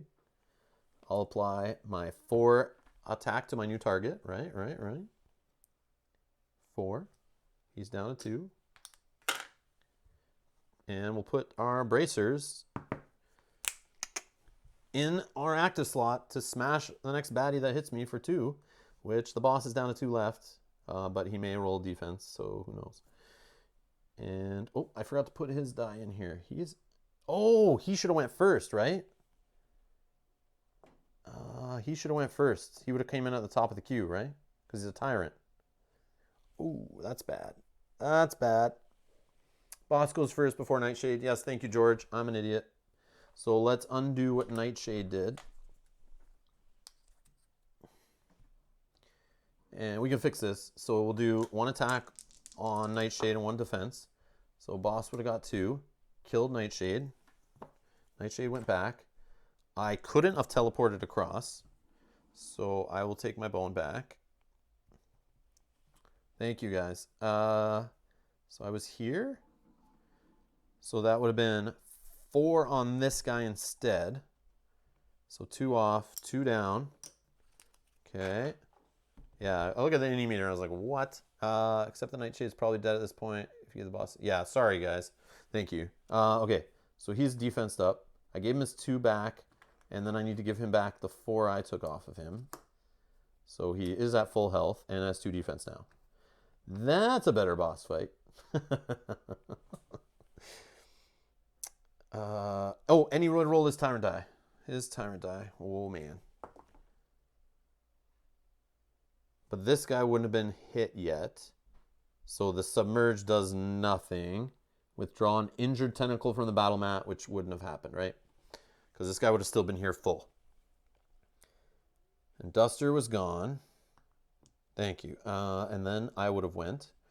I would have rolled all that shenanigans and hit this guy down to 1. And now this guy will go. He will attack for 1 attack, 1 defense. Hopefully he rolls a bone and just kills himself. Otherwise, he's killing himself off the bracers anyway.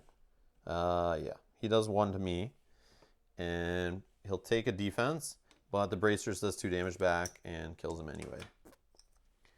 So that's that. Yeah, sorry guys. I think we corrected it. I think we're good. Let me know if you think I missed something there after trying to correct it, but okay. So that guy died on his turn. End of turn. No one's in the queue. No one to come in. Round 4. Tyrant. So what does he do? He wants to find me there, but nobody's home. I'm assuming he does like a Krellin does. And then he goes to 1, right? Oh. So I should have been able to move with the boots though. Oh, but then I would have attacked this guy, then move with the boots, right? I could still move with the boots. So then he would have not like been by himself, but I'll still do it like I forgot, whatever. But I should look. I got to get used to these Krelm, like how they move. Like I'm still trying to figure that out. But yeah, I should have been using the boots there. Okay, so he moves there from 6 to 1. Can't find me. He'll roll 1 attack. He already has his defense. He rolls a bones. Doesn't wreck the ship or the raft. Comes to my turn. I'm fully healed already. I'll just move with the boots, which is free. Oh, these should be gone. And let's do 3 attack. I'll just re-roll my defense. Whoops. Okay, so I only did 2, so that just takes away his defense. I get another bone, and I get 3 defense in my slots. Round 5. Boss man will go. He has a target.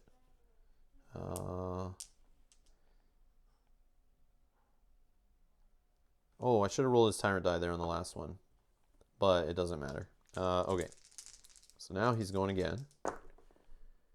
Ooh, 2 attack, so he'll knock away. Let's do 1. I guess it didn't matter. We'll do that. That's gone. He has a defense, and he now does the pulling in the water thing. So this is target the strongest opposing unit adjacent to a tentacle. Place target on any available Krellin starting position, player's choice. I'll just go there, I guess. All right, my turn. So I'm going to use the boots plus a dex to get in onto the raft.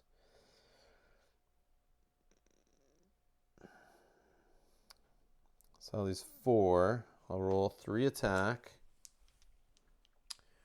3 attack. 1 defense. Right. And heal at the start of my turn. Nope, no need to heal. Whoa. So I got 5 attack. Nice. And 1 defense. So knock away 1, take away 4 health on top of that. He's down to 4. Okay.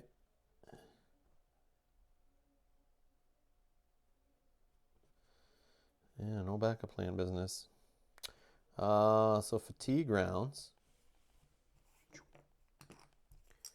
So we both lose 1.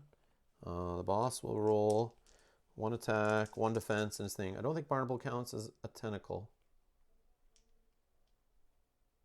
Oh, okay, sorry. Target the strongest opposing unit adjacent to a tentacle. Yeah, you're right. So that shouldn't have done anything. So I could have rolled 1 extra attack on him, I guess. Which would have been a bone. Whatever. Yeah, because I would have had 1 extra dex to use, right? Yeah, thank you. Yeah, in my head I read it as like crown next to a crown or whatever, like next to a part of him. But yeah, you're right. Thank you. So this die is really doing nothing from this point on. Like, as long as you kill the tentacles, his die is useless. Seems pretty cool, I guess. Okay. So yeah. So he hits me for 2. He gets a defense. And his die does nothing. So that's him. Then I will go. Let's go 3 attack. 3 attack, 2 defense. Why not?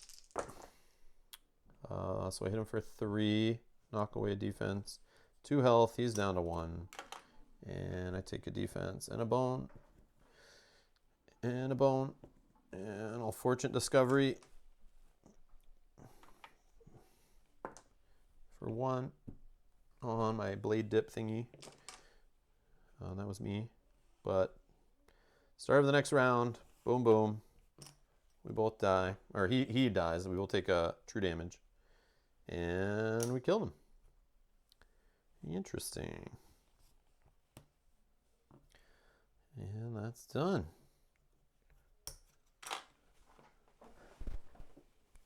Agreed. But I will still let him do it as he is weak anyway. Barnacle seems what it's like to play dangerous starts. 1 attack, 1 defense versus 3 attack, 2 defense plus regen. Yeah, he does. He does. Yeah, but I can see that getting out of control if you don't deal with the tentacles. If you don't block them up right away, you could get wreckage happening pretty fast. And Solo having 4 tentacles, I mean, you'd hope, as long as you go before a bunch of them, you can kill at least one, you'd hope. And you could, worst case, just start next to the weakest one. But there's that, it's that whole strategy of getting rid of the tentacles and keep them from breaking the raft. I think that's all that it is to his battle. And as long as you're super aggressive against them, you're fine. And obviously having lots of decks or a way to move around the map easier is good too, so that you can get to them quicker. But they'll eventually get to you though too, except for the submerge one. It's kind of like a wild card. What are the other tentacles? Just want to see what they are. So we have tentacle, where is it? Tentacle 5. So if we were playing with 2 players, we would have had 5 and 6. Which would have been a 5 health, 2 attack, 2 defense, submerge one. So that's a little like more, the random submerge thing could be a problem. Easily breaking your raft up. Nope, that is not. So 6 would have been 6 health, 2 attack, 1 defense, poison 2. Yeah, see now it's getting a little more out of control. I can see then they come in later, it gets worse and worse. And then when he starts bouncing these ones with 5 and 6 health out, and coming back in at full health, yeah, I can see it getting real out of control with more players. 7 health, 3 attack, shock 1, and submerge on this guy. And the final one, number 8, if we were playing 4 players, we'd have to do 5 to 8. Shock 1, poison 2, 8 health, 3 attack, 2 defense. See, this is the kind of, this one tentacle is worse than himself, like as a tyrant. That's what I expect. I expect these stats on him. But I guess if you cut off all his tentacles, like what's he's just going to be spitting water at you. That's basically what he's doing. Just like getting mad, spraying water in your eyeballs. But yeah, these ones get dirty. So basically Barnacle at 2 to 4 players seems like more of a challenge. Because the health goes from like 5 to 8. Which is a thing. So yeah.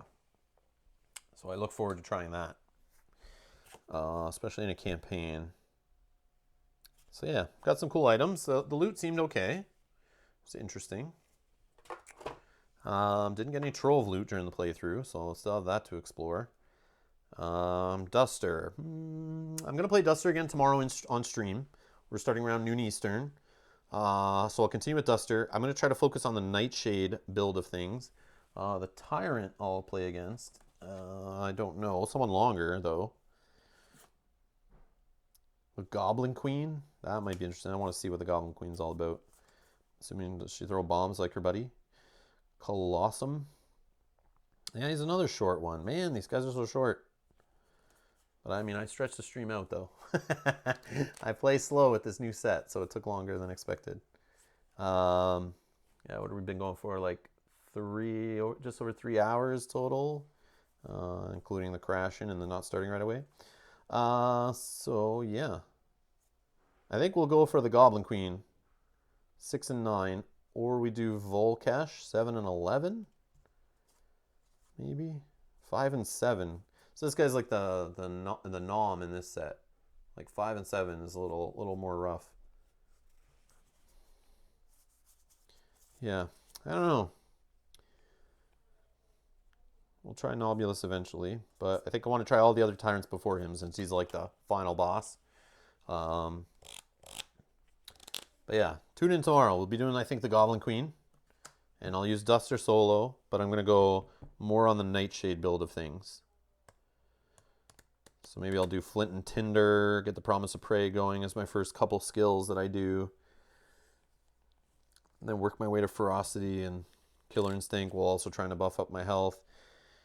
And that means I'm doing a little less probably on my own attack. Yeah, we'll see. Maybe I get some good loot again and can stick in with the health. But yeah, let's see. But anyways, that's going to be it for this stream. But yeah, Undertow seems cool so far. The baddies, definitely some interesting skills and traits. But again, I've only seen one 5-point baddie out of the whole set. And I saw a few repeats in the 1-pointers. A couple of biddies. We saw some detonate. I've already seen Mischief and Hardy and Compound. Equipment was new. Blind Strike and Dodge were new. Detonate was new. Lots of Careless today. Submerge was new. The Crown are interesting. But again, we only saw a couple of the base Crown. Shock was new today. So yeah, so some new skills, some interesting stuff. But yeah, we'll be back at it tomorrow. Thank you to our Patreon backers for supporting the channel. Thanks to everyone who donated to the fundraiser to help get this on the channel and for us to play here. I definitely appreciate that. It means a lot. It's like an early Christmas present. You guys are awesome. Thank you. But hopefully I can give back to you guys by playing the crap out of this thing on the channel. And we'll have Mel doing it. We'll get Justin in here. We'll get some 3 and 4 player going. Good luck on Black Friday tomorrow, guys. If you're trying to get the promo pack 2019 and Chip Theory's store going live for me at 11 a.m. Eastern, 10 a.m. Central. So I'm going to try to grab that before that, Tink and Gasket.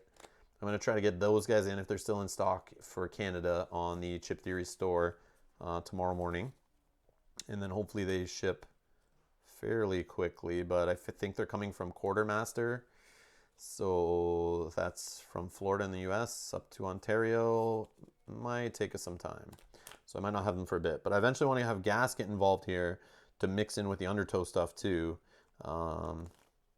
And yeah, then I want to try mixing Gearlocks up. So I can't wait to play with like all of the stuff mixed. I can't wait to take Duster into like against some Tyrants from Too Many Bones. I can't wait to get 40 Days of Daylor stuff mixed into Too Many Bones core set. But yeah, that's it. Thanks a lot for hanging out, guys, in the chat. I appreciate it. Thanks for dealing with the stream crashing a couple times there. I apologize for that. I'll look into that tomorrow morning before streaming again. But yeah, thanks a lot for being here. Bye-bye.